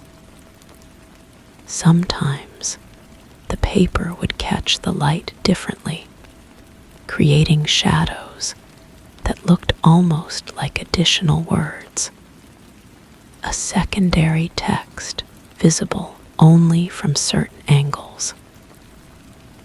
I found myself tilting my head, shifting my position, trying to read these shadow words that disappeared whenever I looked at them directly. My hands had begun to feel strange, not numb, but somehow more sensitive than usual.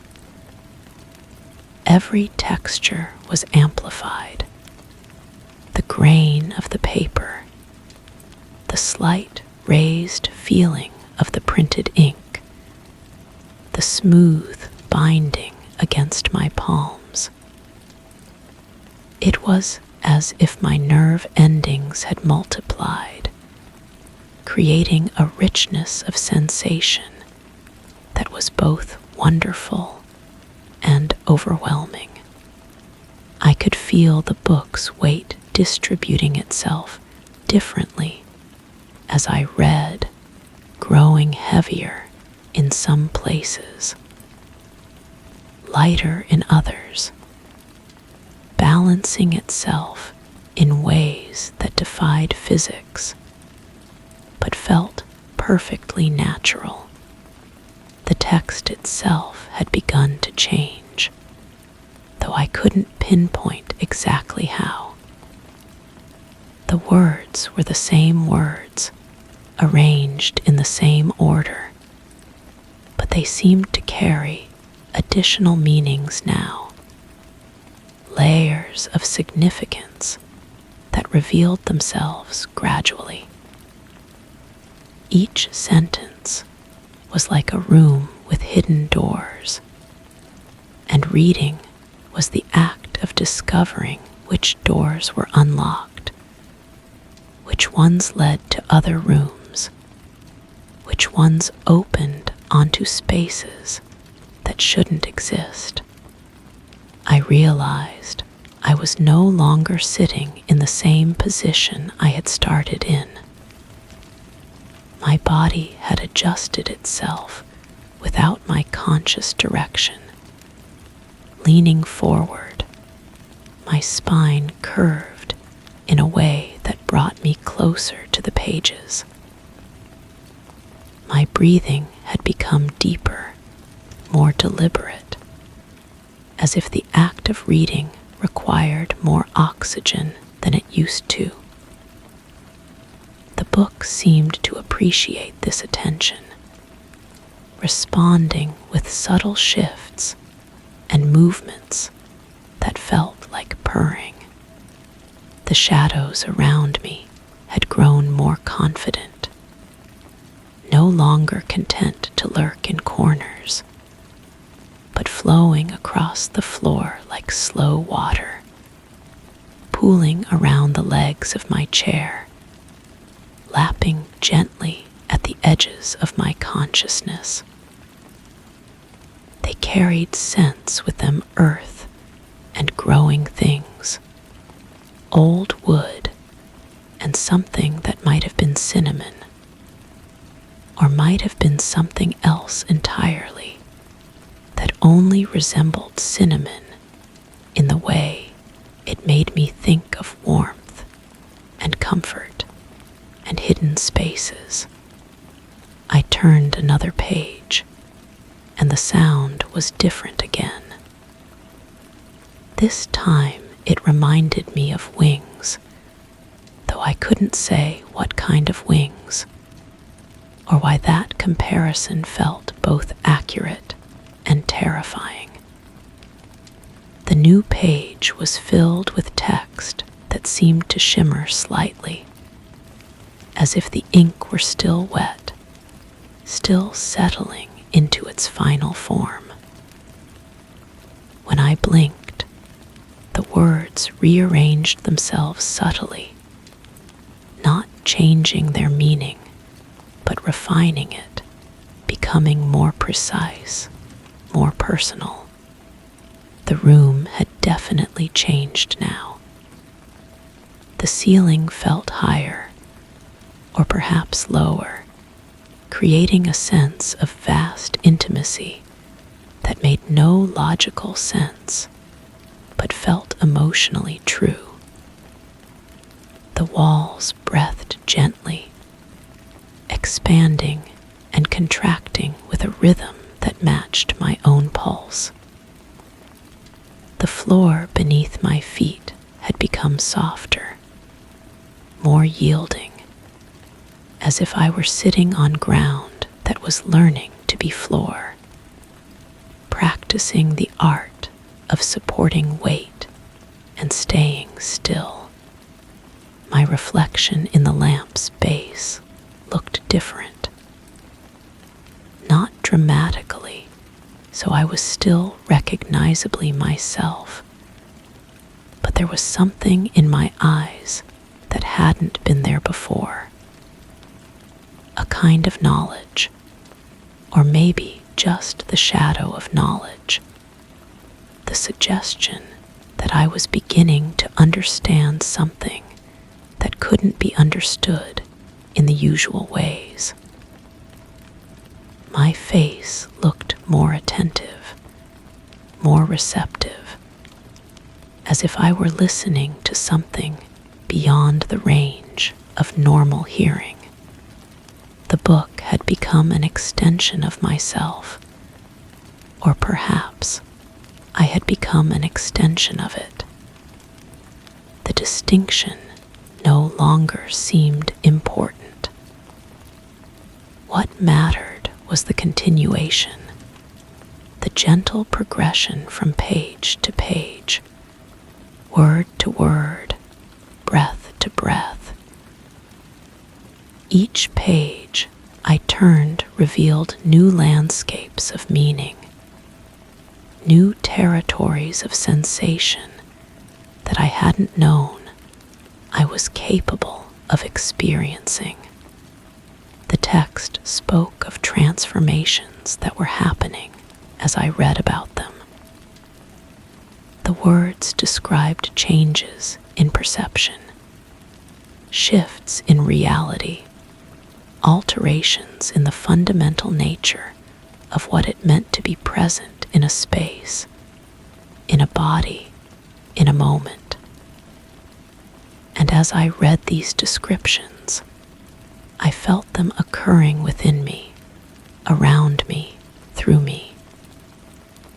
The boundary between reader and text had dissolved, leaving something new, something that was neither fully me nor fully other. I could no longer remember what the room had looked like when I first sat down to read. The current configuration felt permanent, eternal, as if it had always been exactly as it was now, fluid, responsive, alive, with possibilities that ordinary rooms didn't possess. The shadows had become companions, the breathing walls a comfort, the soft floor a reassurance that I was supported in this new way of being. The final pages approached, though I somehow knew that final was the wrong word. These pages felt more like a beginning, or perhaps a doorway, an invitation to step through into whatever came next. My hands trembled slightly as I turned each page, not from fear, but from anticipation, from the growing certainty that I was about to discover something that would change everything about how I understood the world. And when I reached the last page, I found it blank. But the blankness was not empty. It was full of potential, pregnant with words that hadn't been written yet, but were waiting to be born. I stared at the clean paper, feeling its possibilities pressing against my consciousness like a cat asking to be let in. My finger moved toward the page, drawn by an impulse I didn't recognize, but trusted completely. The moment my skin touched the paper, words began to appear.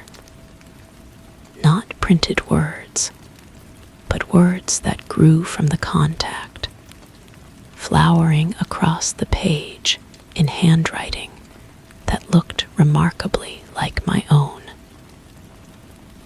They told the story of someone who had found a book, someone who had read it carefully, someone who had been changed by the reading, someone who was now part of the book, contributing their own chapter to its endless, ever-growing narrative.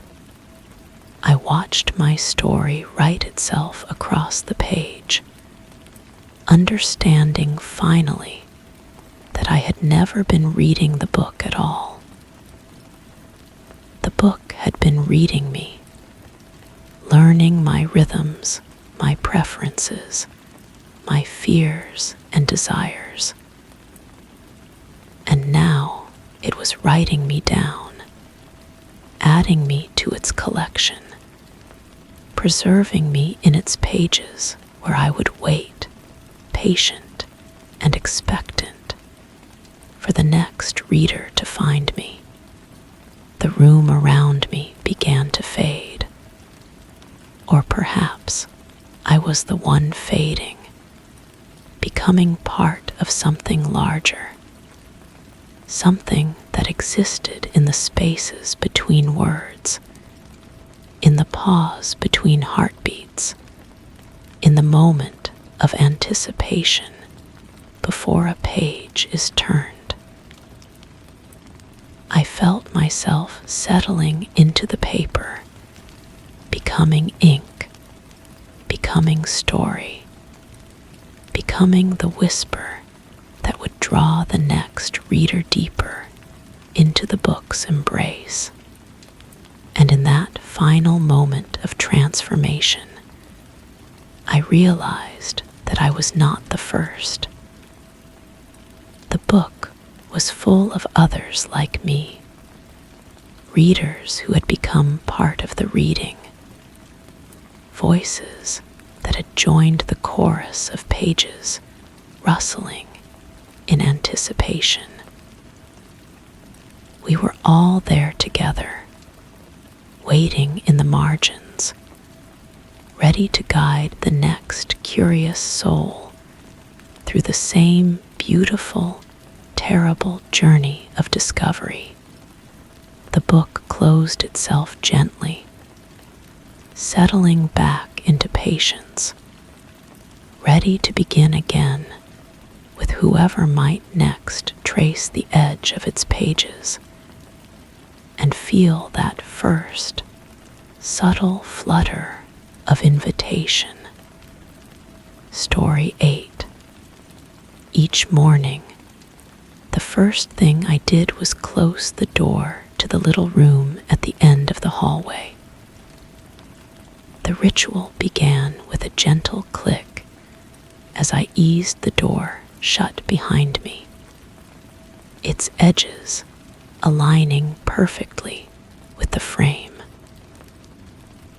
I would pause to feel the soft thud resonate through the quiet house, a familiar comfort marking the start of my day. The sound was always precise, a quiet punctuation before I moved on to my other tasks.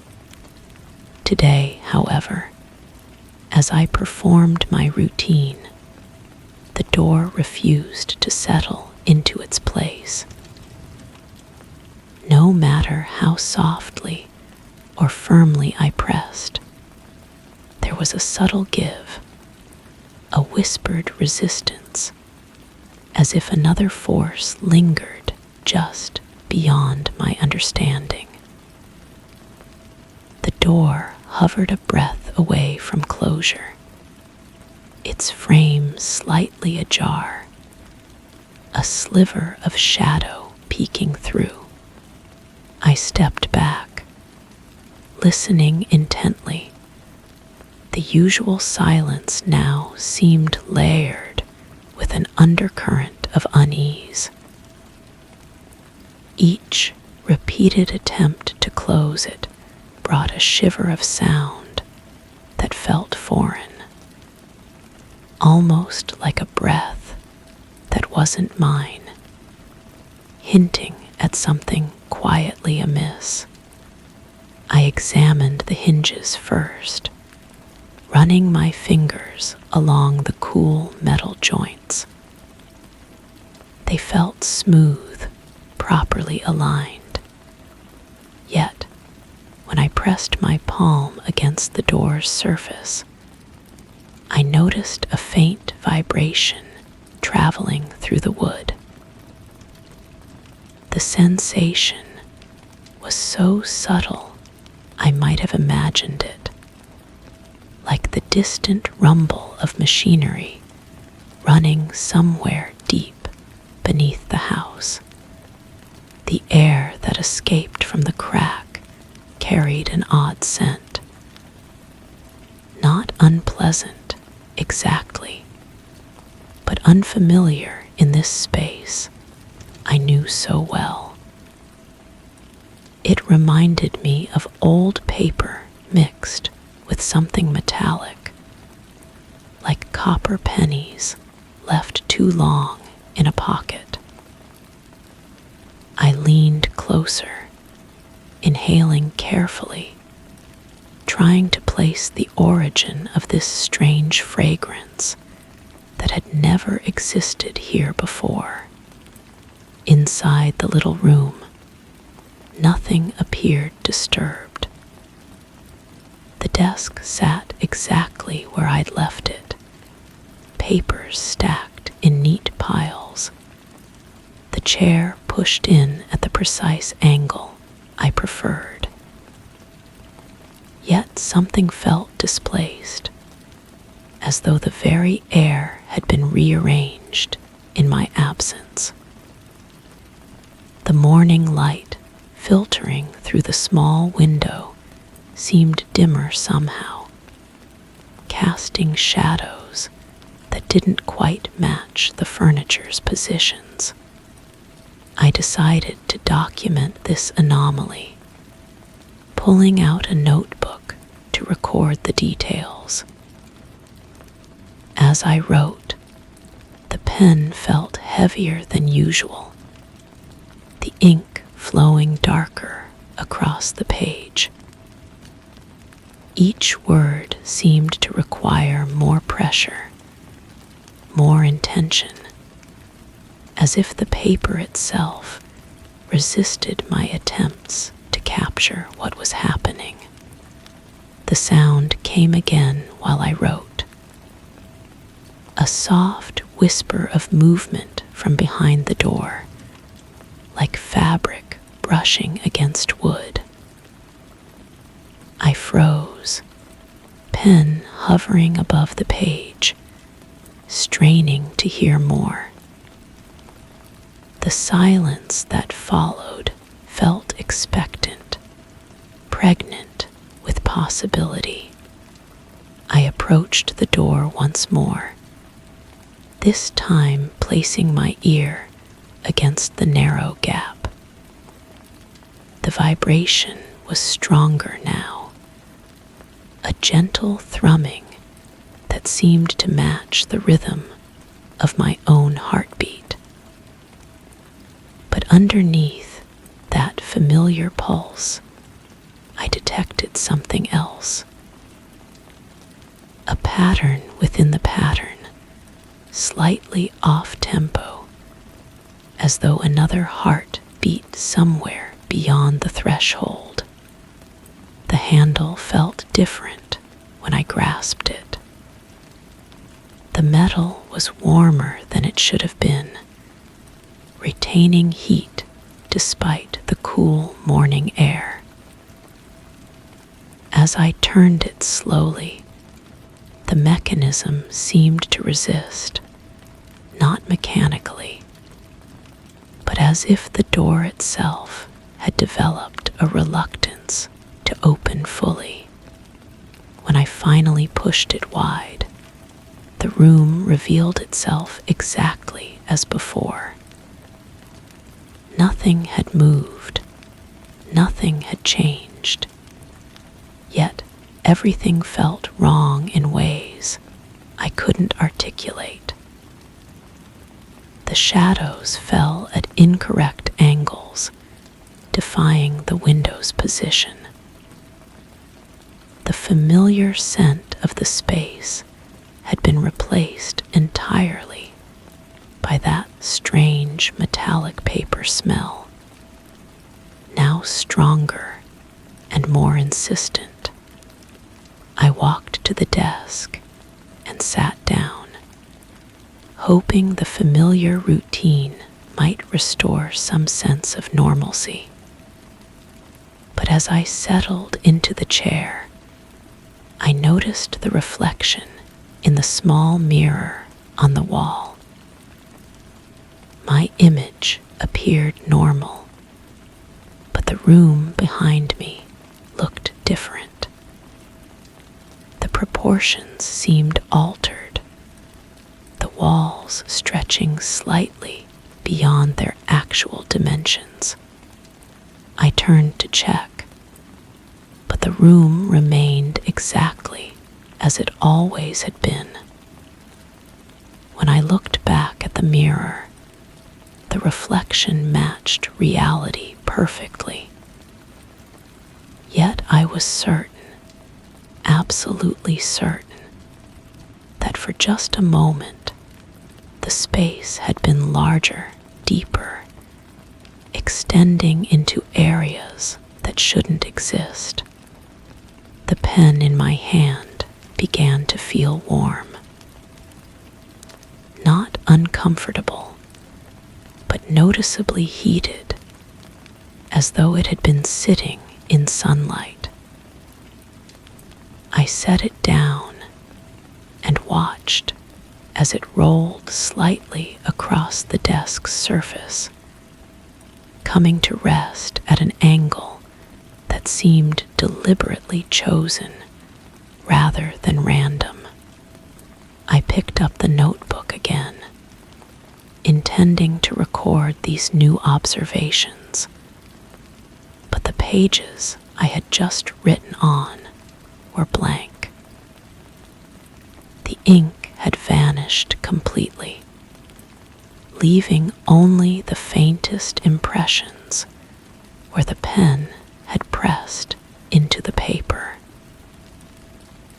I could trace the ghost letters with my fingertip, feeling the indentations of words that no longer existed. A new sound emerged from somewhere within the walls themselves. Not quite a whisper, not quite a rustle, but something between the two. It seemed to travel along the baseboards, circling the room in a slow, deliberate pattern. I followed the sound with my eyes, watching the point where wall met floor, but saw nothing that could account for the noise. The temperature in the room began to shift in patches. Cool spots appeared and disappeared like invisible clouds drifting through the air.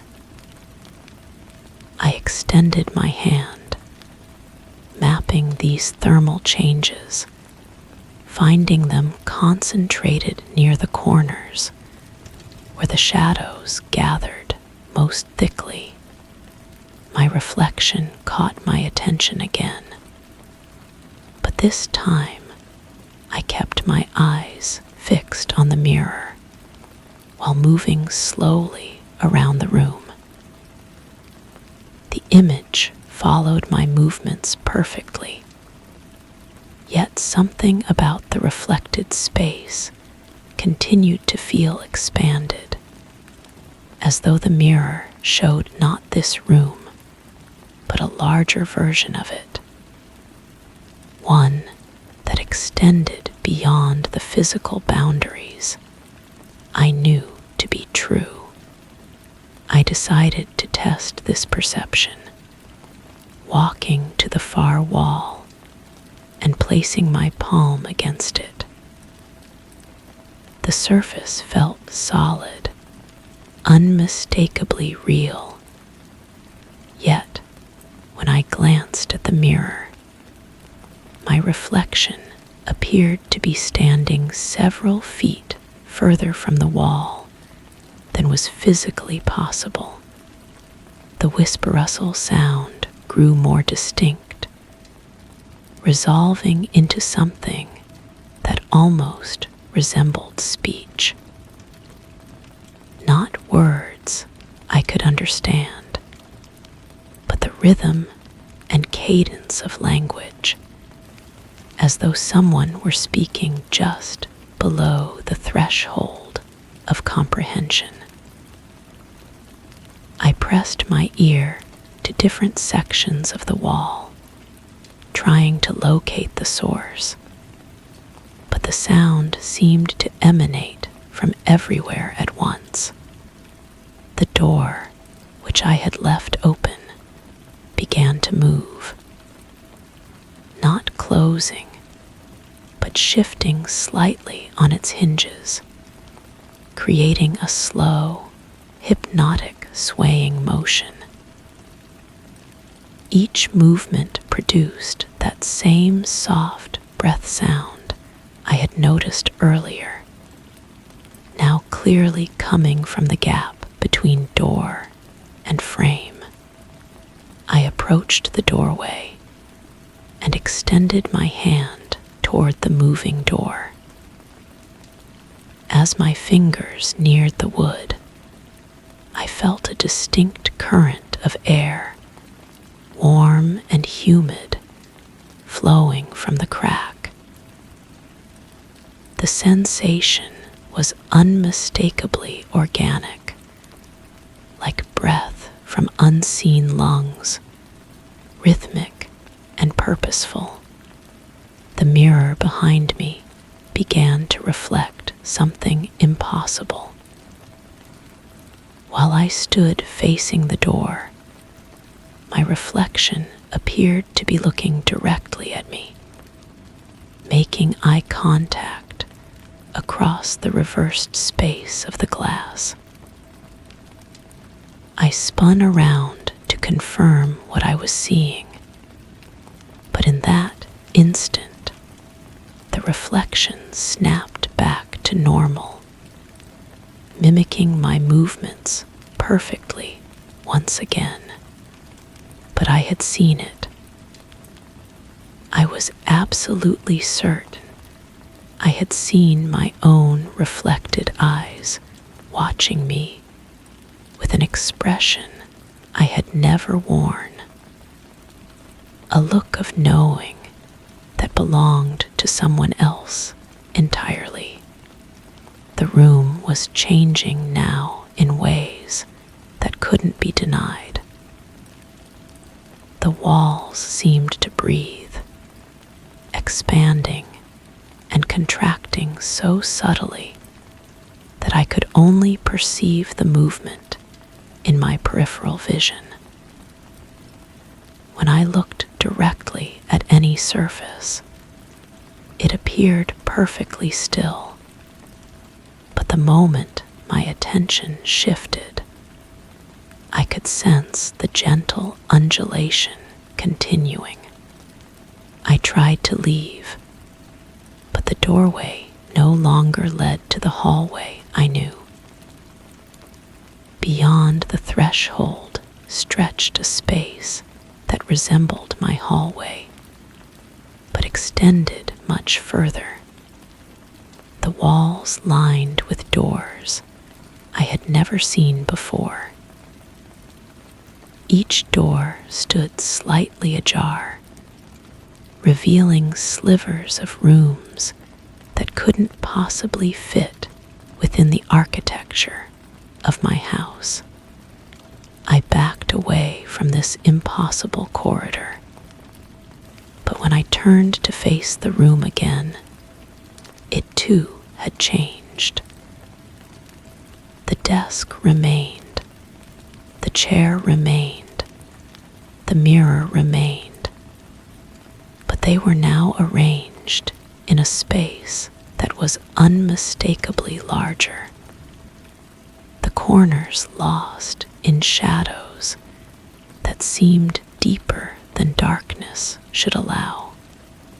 The whisper speech grew louder, more insistent, and I began to distinguish individual sounds that might have been words.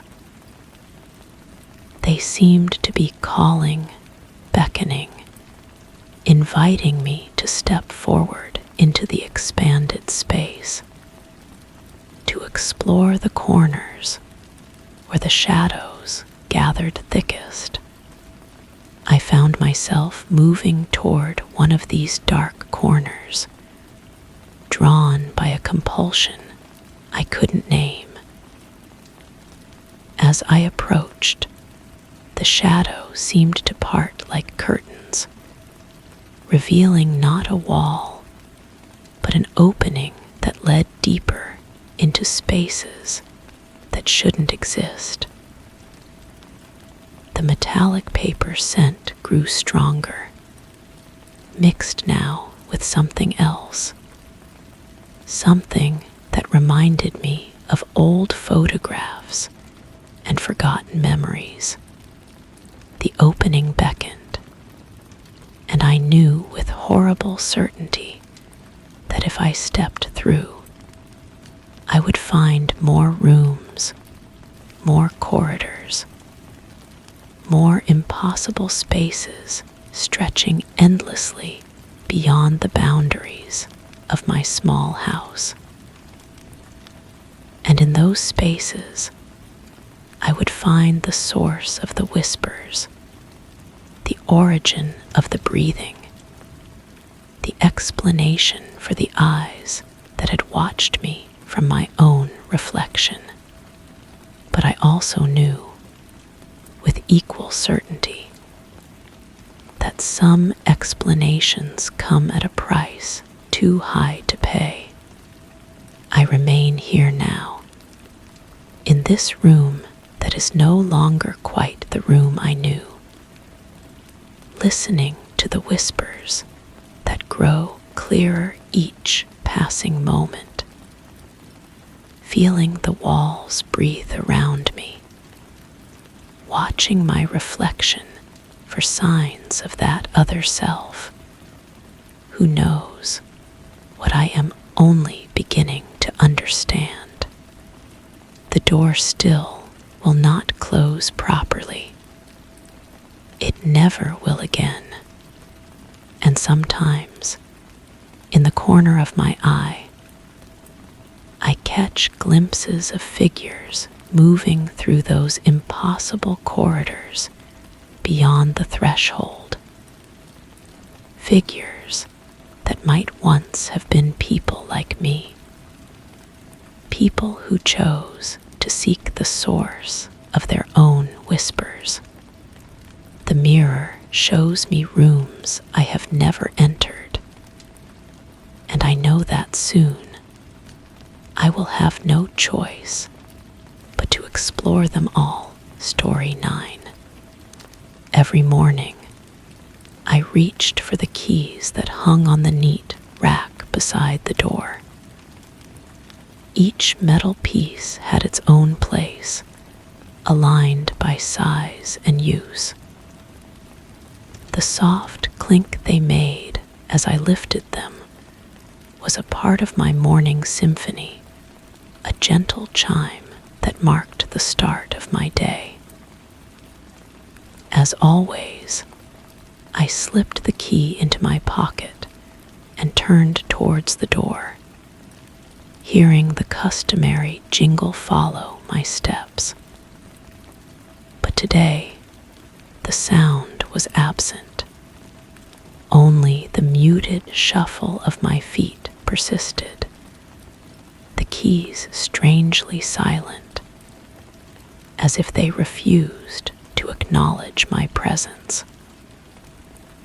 I paused, feeling a strange stillness settle around me, a silent whisper in the absence of their familiar song. The coffee mug sat exactly where I had left it the night before, handle pointing toward the window. Steam rose from the surface in thin spirals, though I couldn't remember turning on the machine.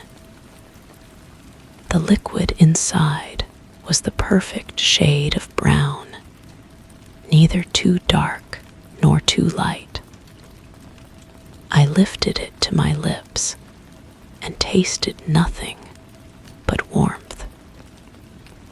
The flavor had somehow drained away, leaving only temperature behind. Outside, the neighbor's dog barked its usual greeting. 3 short yaps followed by a longer howl. I counted them carefully, as I always did. 1, 2, 3, then the extended note. But as I turned toward the window, I heard it again. 1, 2, 3, howl. The same pattern, the same pitch, the same duration. My hand froze halfway to the curtain. The reflection in the glass showed my face, but something was wrong with the angle. My eyes appeared to be looking slightly to the left of where I was actually gazing. When I moved my head, the reflection followed a split second behind, like a delayed echo of movement. I blinked hard and looked again. Everything seemed normal, yet the wrongness lingered like smoke in my peripheral vision. I reached for the keys again, though I was certain I had already taken them. They hung in their precise arrangement, each one exactly where it belonged. The soft clink filled the air as I lifted them, that familiar morning chime. I slipped them into my pocket and turned toward the door, but the jingle was missing again. Only silence followed my steps. The hallway stretched before me, lined with doors I passed every morning. Each one bore the same brass numbers, the same peeling paint around the edges. But today, the carpet beneath my feet felt different, softer, as if someone had replaced it with a nearly identical pattern. The pile was deeper, the color slightly richer. I knelt and ran my fingers through the fibers. They felt real enough, yet foreign. My footsteps echoed differently too.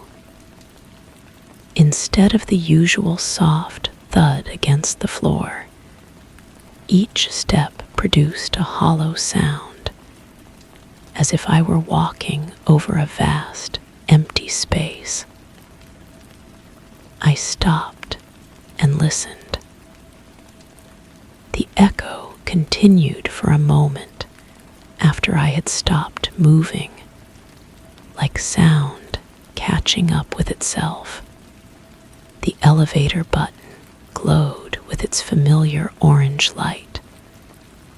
I pressed it and heard the mechanical whir of gears engaging somewhere above.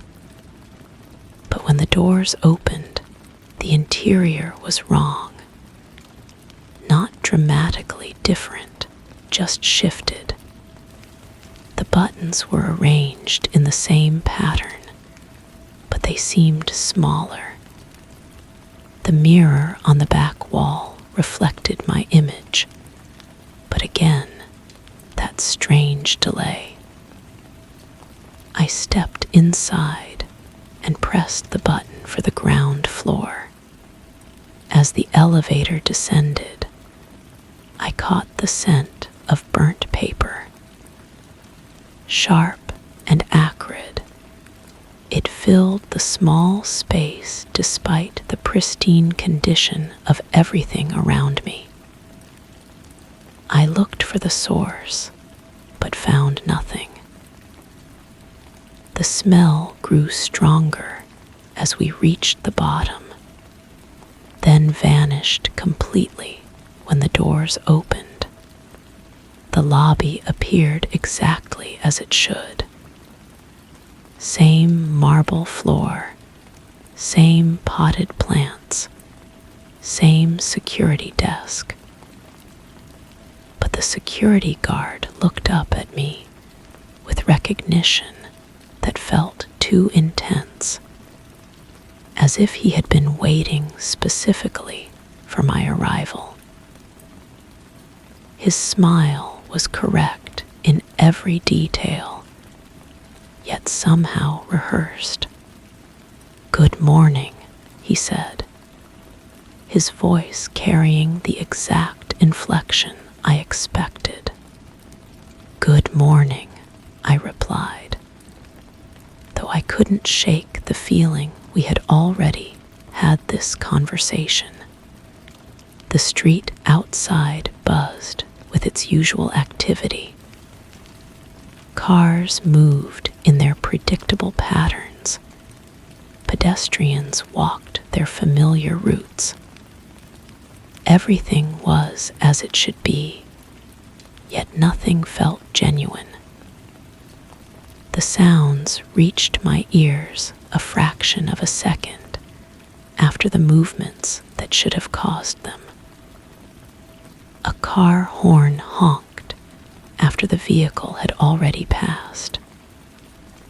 Footsteps clicked against pavement while their owners were mid-stride. I decided to test something. I pulled out my phone and took a picture of the building across the street. In the image, the windows were arranged differently than what I could see with my naked eyes. Same building, same architecture, but the pattern of light and shadow was wrong. I looked up again. The windows matched what I saw through the camera, not what I had observed moments before. My hands trembled as I tried to make sense of what was happening. I opened the Notes app and began typing. Keys made no sound this morning. Coffee had no taste. Reflections are delayed. But when I looked at the screen, the words read, "Everything is exactly as it should be.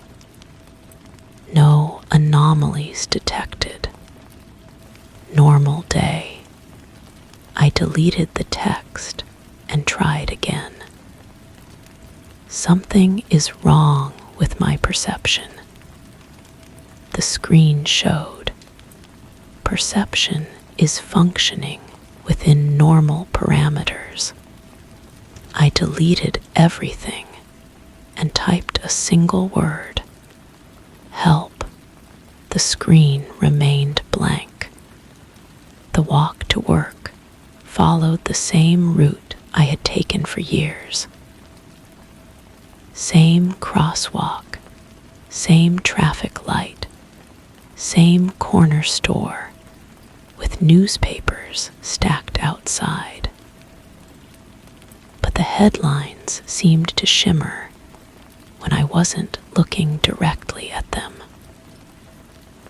Words rearranged themselves in my peripheral vision, forming sentences that made no sense when I turned to read them properly.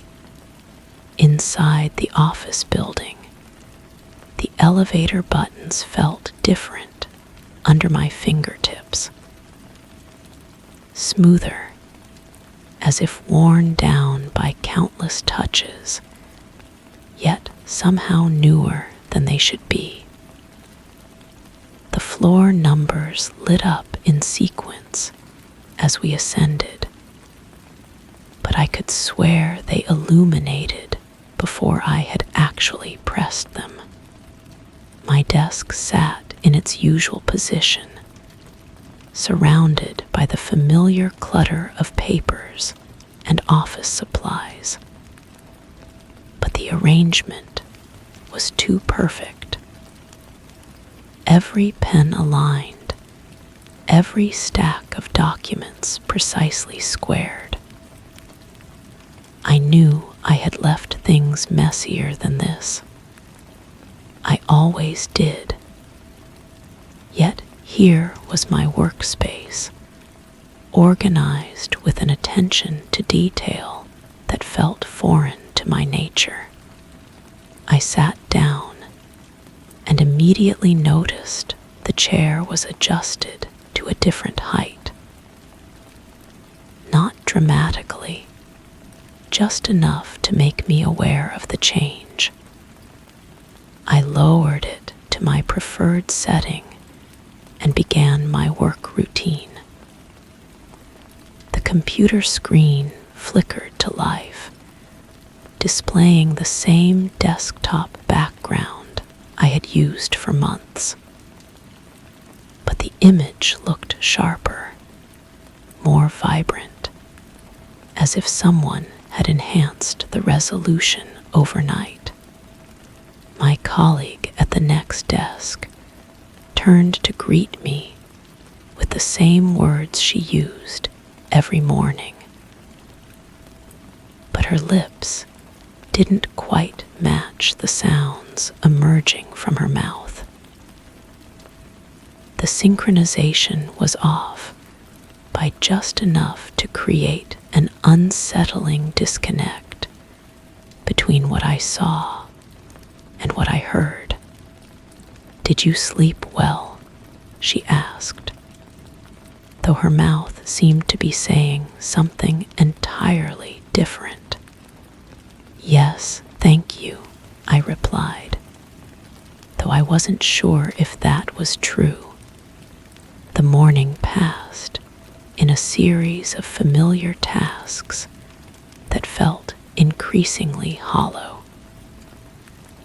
Each action seemed to be performed by someone else using my hands. I watched myself type emails, answer phone calls, and review documents, but none of it felt connected to my consciousness. It was as if I were observing another person living my life. During what should have been my lunch break, I found myself back in the lobby, though I had no memory of leaving my desk.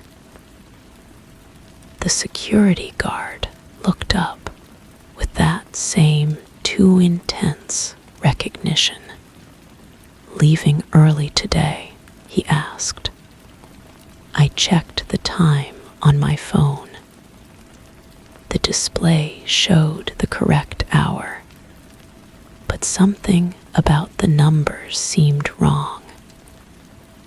They were the right digits in the right positions, but they felt like lies.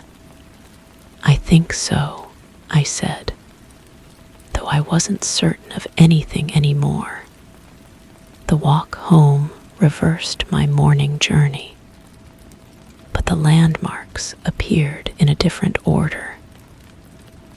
Same buildings, same storefronts, but arranged as if someone had shuffled the blocks like cards in a deck.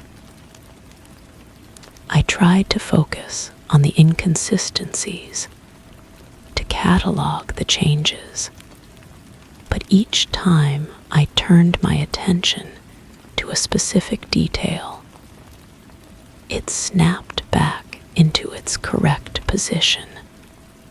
By the time I reached my building, everything looked exactly as it should. The security guard nodded his familiar greeting. The elevator responded to my touch with its usual mechanical precision.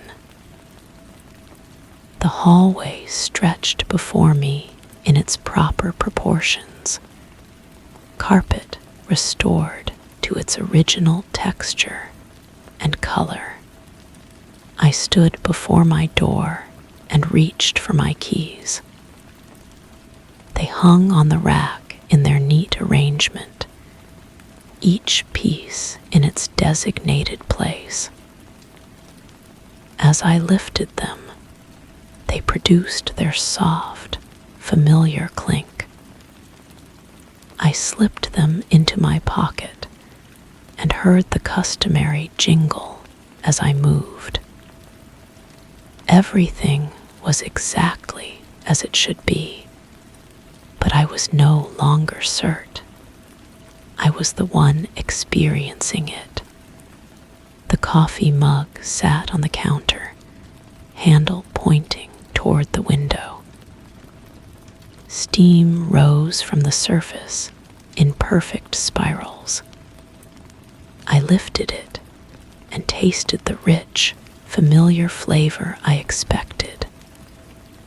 Outside, the neighbor's dog barked its greeting.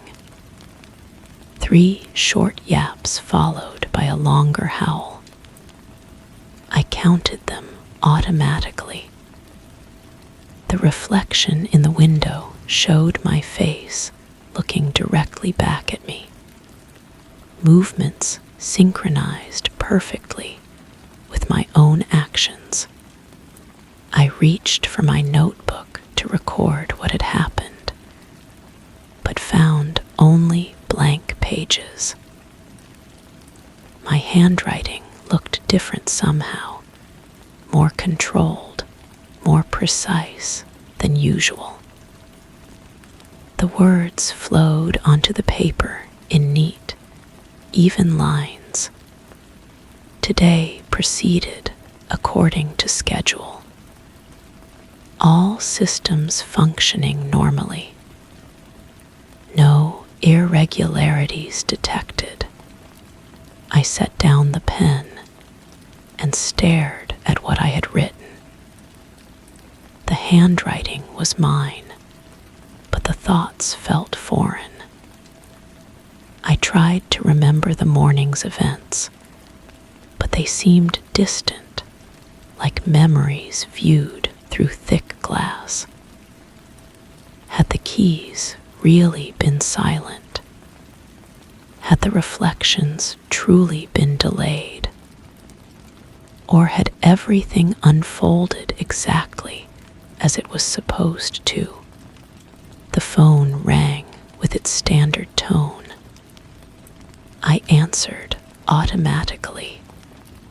"How was your day?" a voice asked.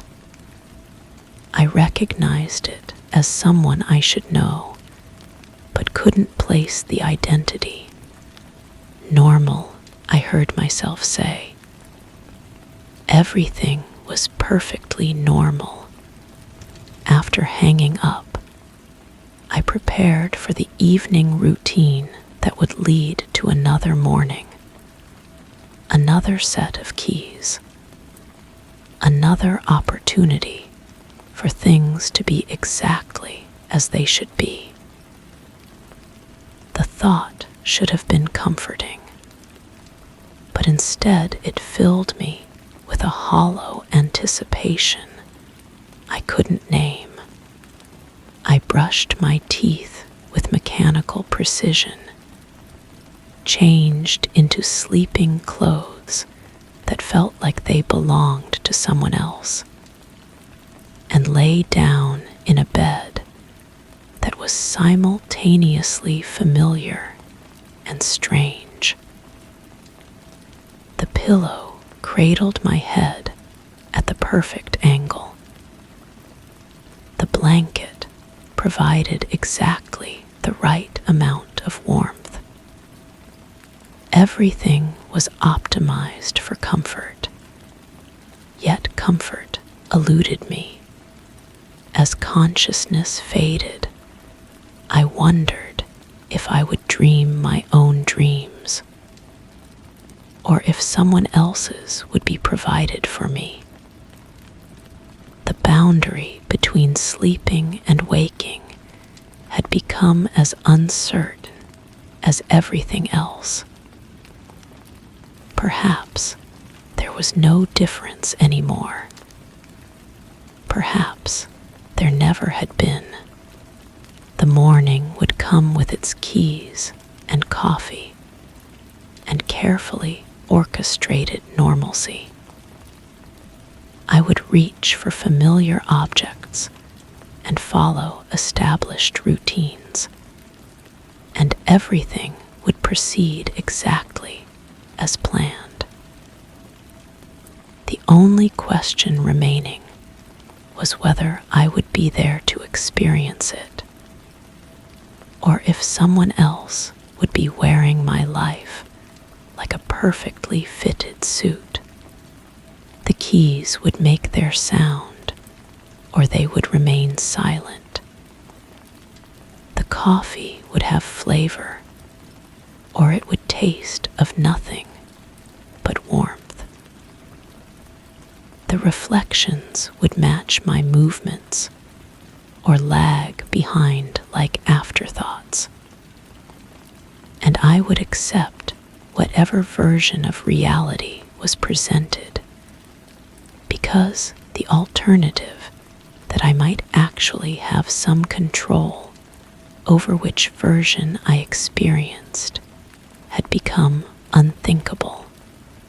Everything was exactly as it should be. Everything was perfectly normal. Everything proceeded according to plan. I am certain of this because the voice telling you this story knows these things to be true. Story 10. The weight of familiar things. I find myself tracing the same path with subtle precision. A sequence of tiny, deliberate motions that require no thought. The sharp click of the switch, the soft creak of the hinges, the gentle thud of each item placed just so sounds that once soothed with their constancy.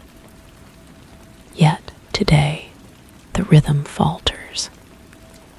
Each sound carries an unfamiliar pause, a brief silence that pulls at the edges of my certainty. I turn the key, expecting the familiar resistance, but it moves too easily, the lock whispering a foreign message. My breath catches an echo of my heartbeat in an unaccustomed tempo. The air hums, still and dense, holding an absence where once there was only the familiar repetition of now elusive sounds. My fingers move across the surface of the table, but they feel too smooth, too deliberate. The skin appears pale under the dim light, each line and crease mapped with precision I don't remember possessing. The nails are shorter than they should be, filed to perfect crescents that catch the light in ways that seem almost rehearsed. When I flex my hand, the tendons shift beneath the surface like cables under tension, each movement calculated and foreign. The room responds to my discomfort with a subtle dimming of the overhead bulb. The shadows lengthen across the hardwood floor, creating patterns that weren't there before.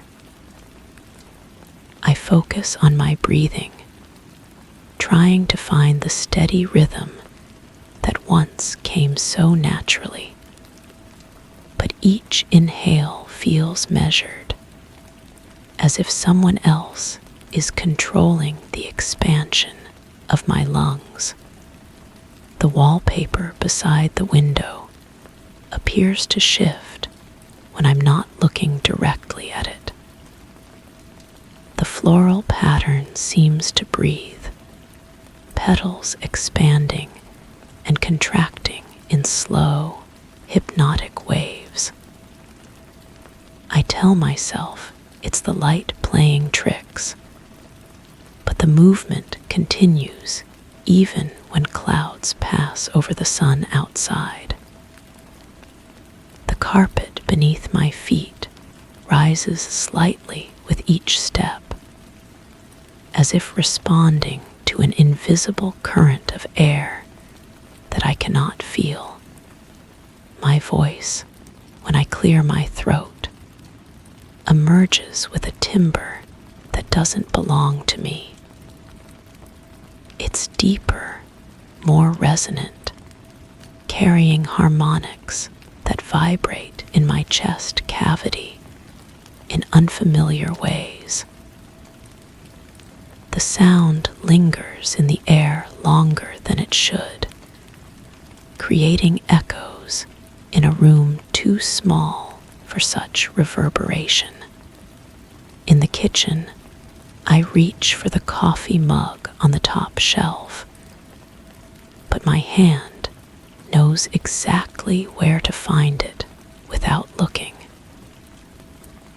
My fingers curve around the handle with practiced ease, yet I have no memory of placing it there.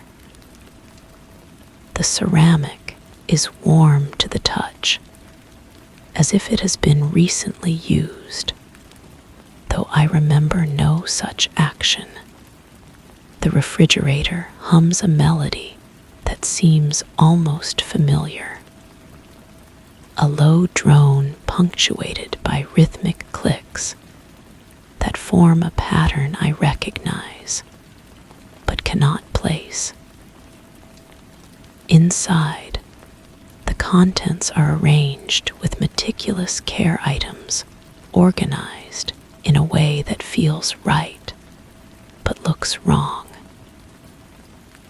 The milk carton faces outward, the vegetables aligned in perfect rows, everything positioned as if for a photograph I never took. I pour water into the kettle, watching the liquid swirl in patterns that remind me of something I cannot name. The sound it makes against the metal is musical, almost like whispered words in a language just beyond comprehension. Steam begins to rise before the water is even warm, curling upward in spirals that seem too deliberate, too purposeful. The kitchen window overlooks a garden that appears different each time I glance at it. The flowers change color, subtly red roses becoming deeper burgundy, yellow daisies fading to cream.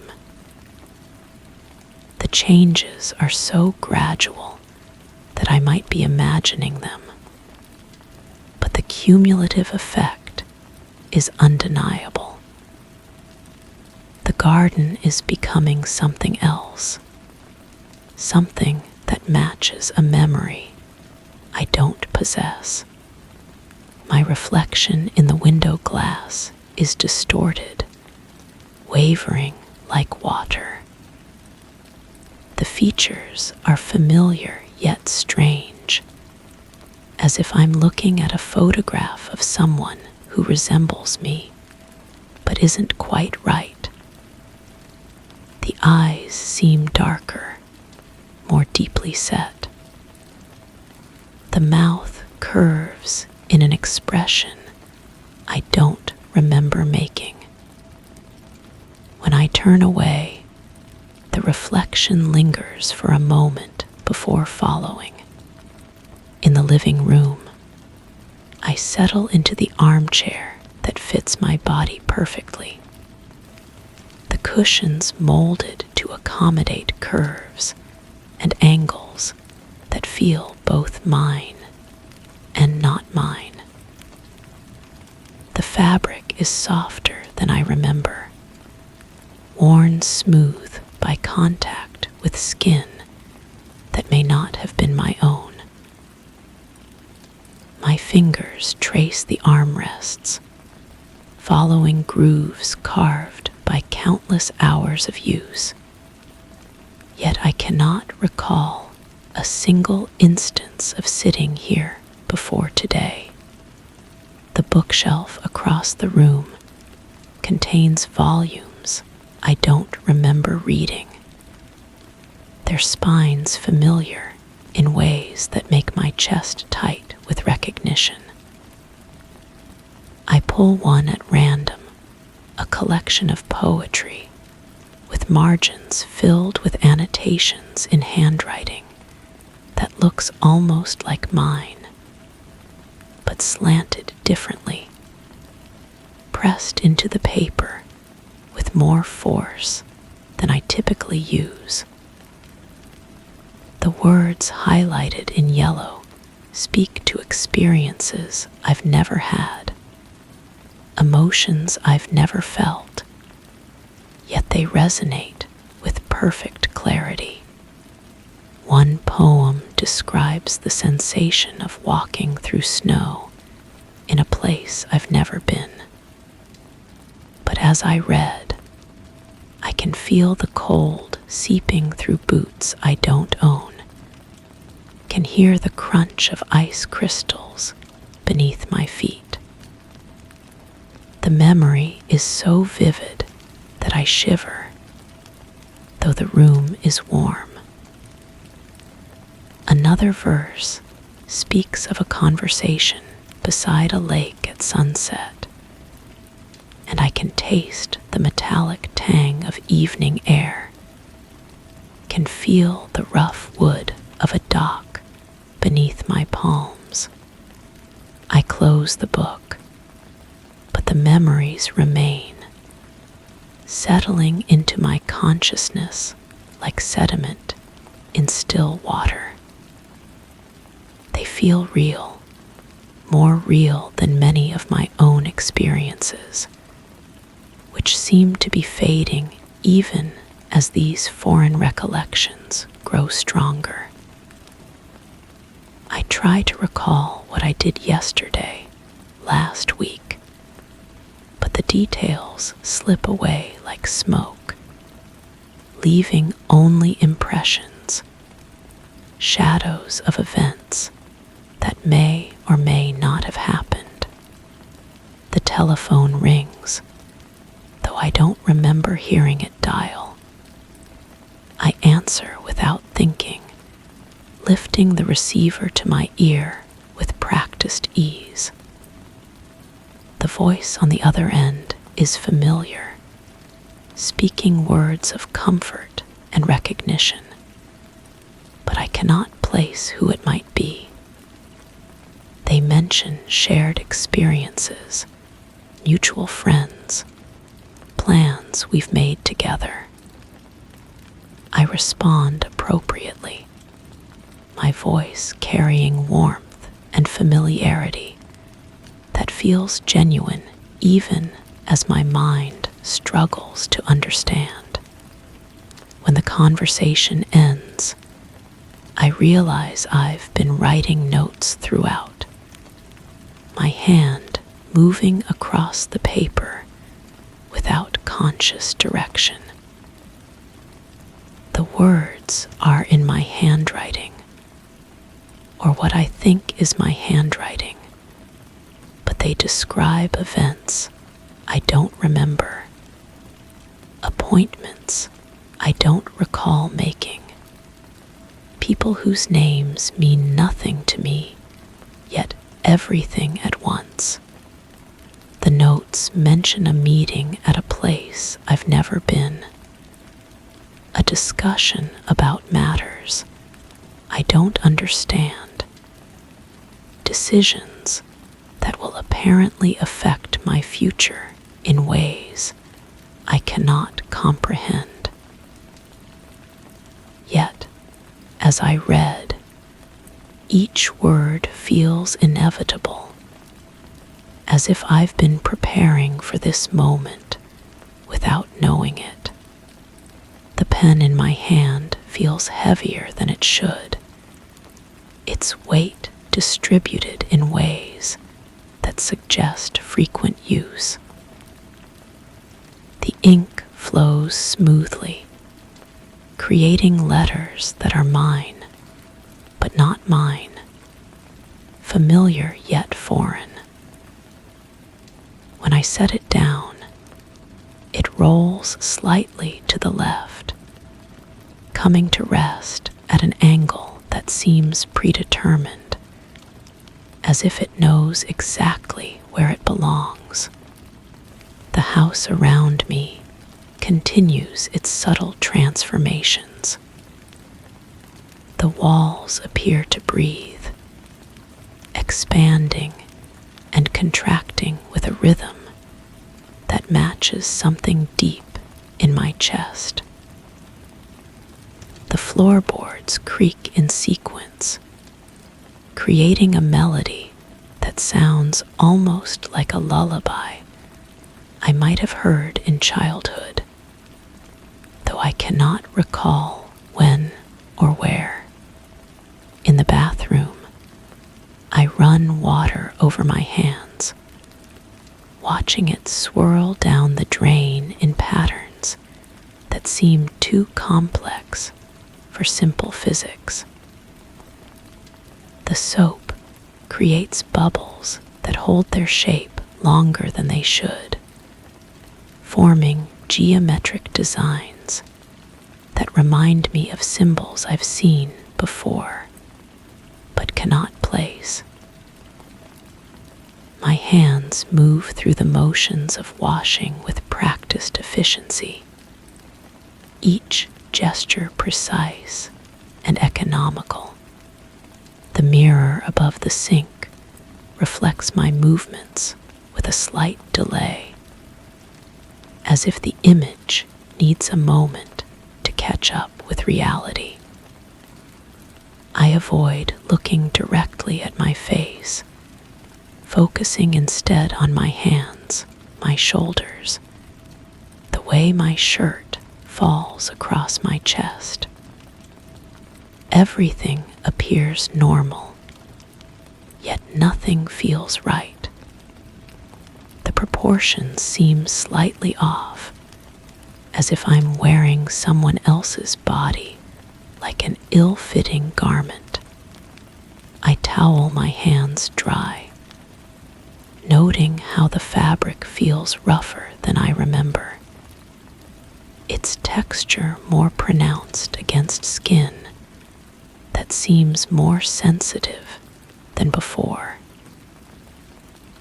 Each thread creates tiny impressions that linger after I've finished, leaving temporary maps of contact that fade slowly back to smooth uniformity. The afternoon light filtering through the windows takes on a golden quality that transforms the familiar space into something dreamlike.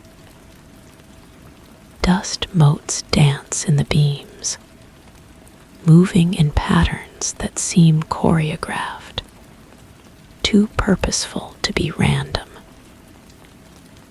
They swirl and cluster, forming shapes that almost resemble faces, hands, figures caught in perpetual motion. I find myself drawn to the hallway, where photographs line the walls in careful arrangement. The images show scenes I recognize, but cannot remember experiencing. Birthday celebrations where I'm smiling at a cake I don't recall tasting. Vacation snapshots from places I've never visited, group photos with people whose faces are familiar yet strange. In each picture, I appear comfortable, happy, engaged. Yet I have no memory of any of these moments. One photograph shows me standing beside a garden gate, my hand resting on weathered wood, my expression peaceful and content. The garden beyond is the same one I can see through my kitchen window, but in the photo, it looks different, more established, more mature, as if years have passed between the image and now. Yet the photo appears recent, the colors still vibrant, the paper unmarked by age. Another image captures me in conversation with someone whose face has been carefully obscured by shadow and angle, leaving only the suggestion of another presence. My expression in the photo is animated, engaged, as if I'm deeply involved in whatever discussion is taking place. But I cannot remember ever having such a conversation, cannot recall feeling the emotions that are clearly visible on my captured face. The frames themselves seem to shift slightly when I'm not looking directly at them, adjusting their positions by degrees so subtle that I might be imagining the movement. Yet the cumulative effect is undeniable. The arrangement is changing, evolving, becoming something more organized, more intentional. My footsteps on the hardwood floor create echoes that seem to come from below, as if there's a hollow space beneath the house that I never knew existed. Each step produces not just the immediate sound of contact, but a deeper resonance that vibrates through the structure, creating harmonies that shouldn't be possible in a space this size. The air itself feels different, denser somehow, carrying scents that evoke memories I don't possess.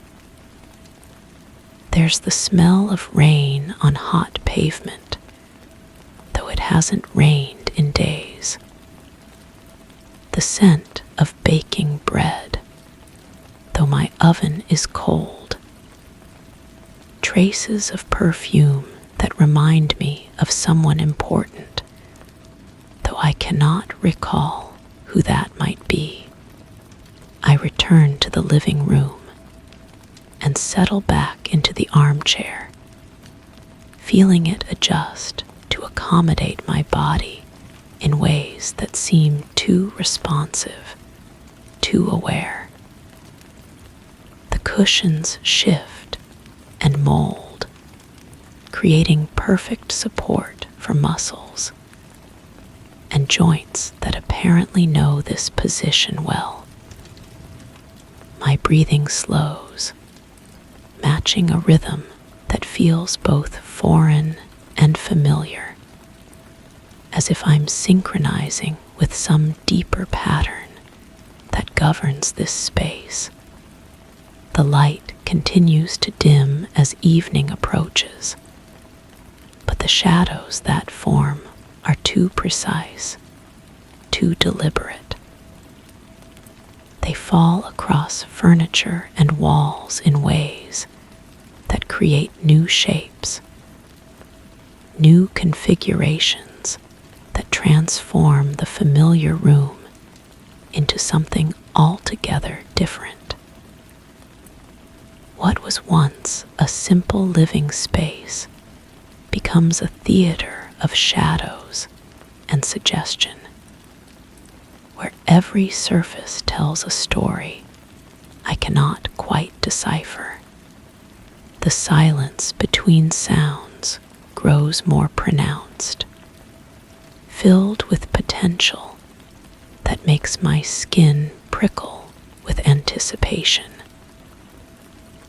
I can hear my heartbeat, but it seems to be coming from outside my body, as if the rhythm has been externalized and is now pulsing through the walls, the floor, the very air around me. My hands rest on the armrests, and I notice how naturally my fingers fall into worn grooves in the fabric. The fit is perfect, as if these indentations were created specifically for my touch. Yet, I cannot remember making them, cannot recall the countless hours of contact that would be necessary to wear such precise patterns into the material. The room holds its breath around me, waiting for something I don't understand. The air is thick with expectation, with the weight of moments that feel significant but undefined. I know that something is about to change, can feel it building in the space between my thoughts, in the pauses between heartbeats, and then I see it the mirror on the far wall, angled so that it should reflect only the window behind me. But instead, it shows something else entirely, something that makes my breath catch and my heart skip in its rhythm.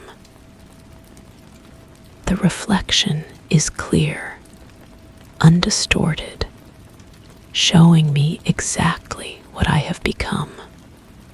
I cannot look away, cannot close my eyes, cannot pretend that what I see is anything other than the truth. The face looking back at me is mine, but not mine, familiar, but transformed, changed in ways that go deeper than surface appearance. The eyes hold knowledge I don't remember acquiring, experiences I don't recall having, wisdom earned through events that exist only in the spaces between my conscious thoughts. My hand moves to touch my face, and the reflection moves with perfect synchronization. Yet the sensation of contact feels foreign, as if I'm touching someone else's skin. The texture is wrong, too smooth, too warm, carrying the memory of touches I never experienced, caresses from hands I never felt. The voice that emerges from my throat is mine, but altered, carrying harmonics that resonate with frequencies I don't understand. It speaks words I don't remember thinking, expresses thoughts that feel both foreign and inevitable. The sound fills the room, bouncing off surfaces that seem designed to amplify and enhance its qualities. Everything changes in that moment of recognition. The way I move through space feels different, as if I'm navigating according to maps I never studied. The way I hear sounds is transformed, each noise carrying layers of meaning that weren't there before. Even my breathing follows new patterns, rhythms that serve purposes I cannot comprehend, but somehow trust completely. the house around me settles into its new configuration. Walls and floors and ceiling adjusting to accommodate what I have become.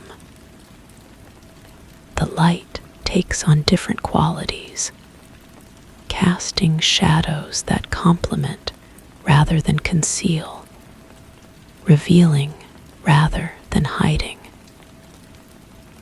The air itself seems to welcome this transformation, flowing around me with currents that feel like recognition, like homecoming.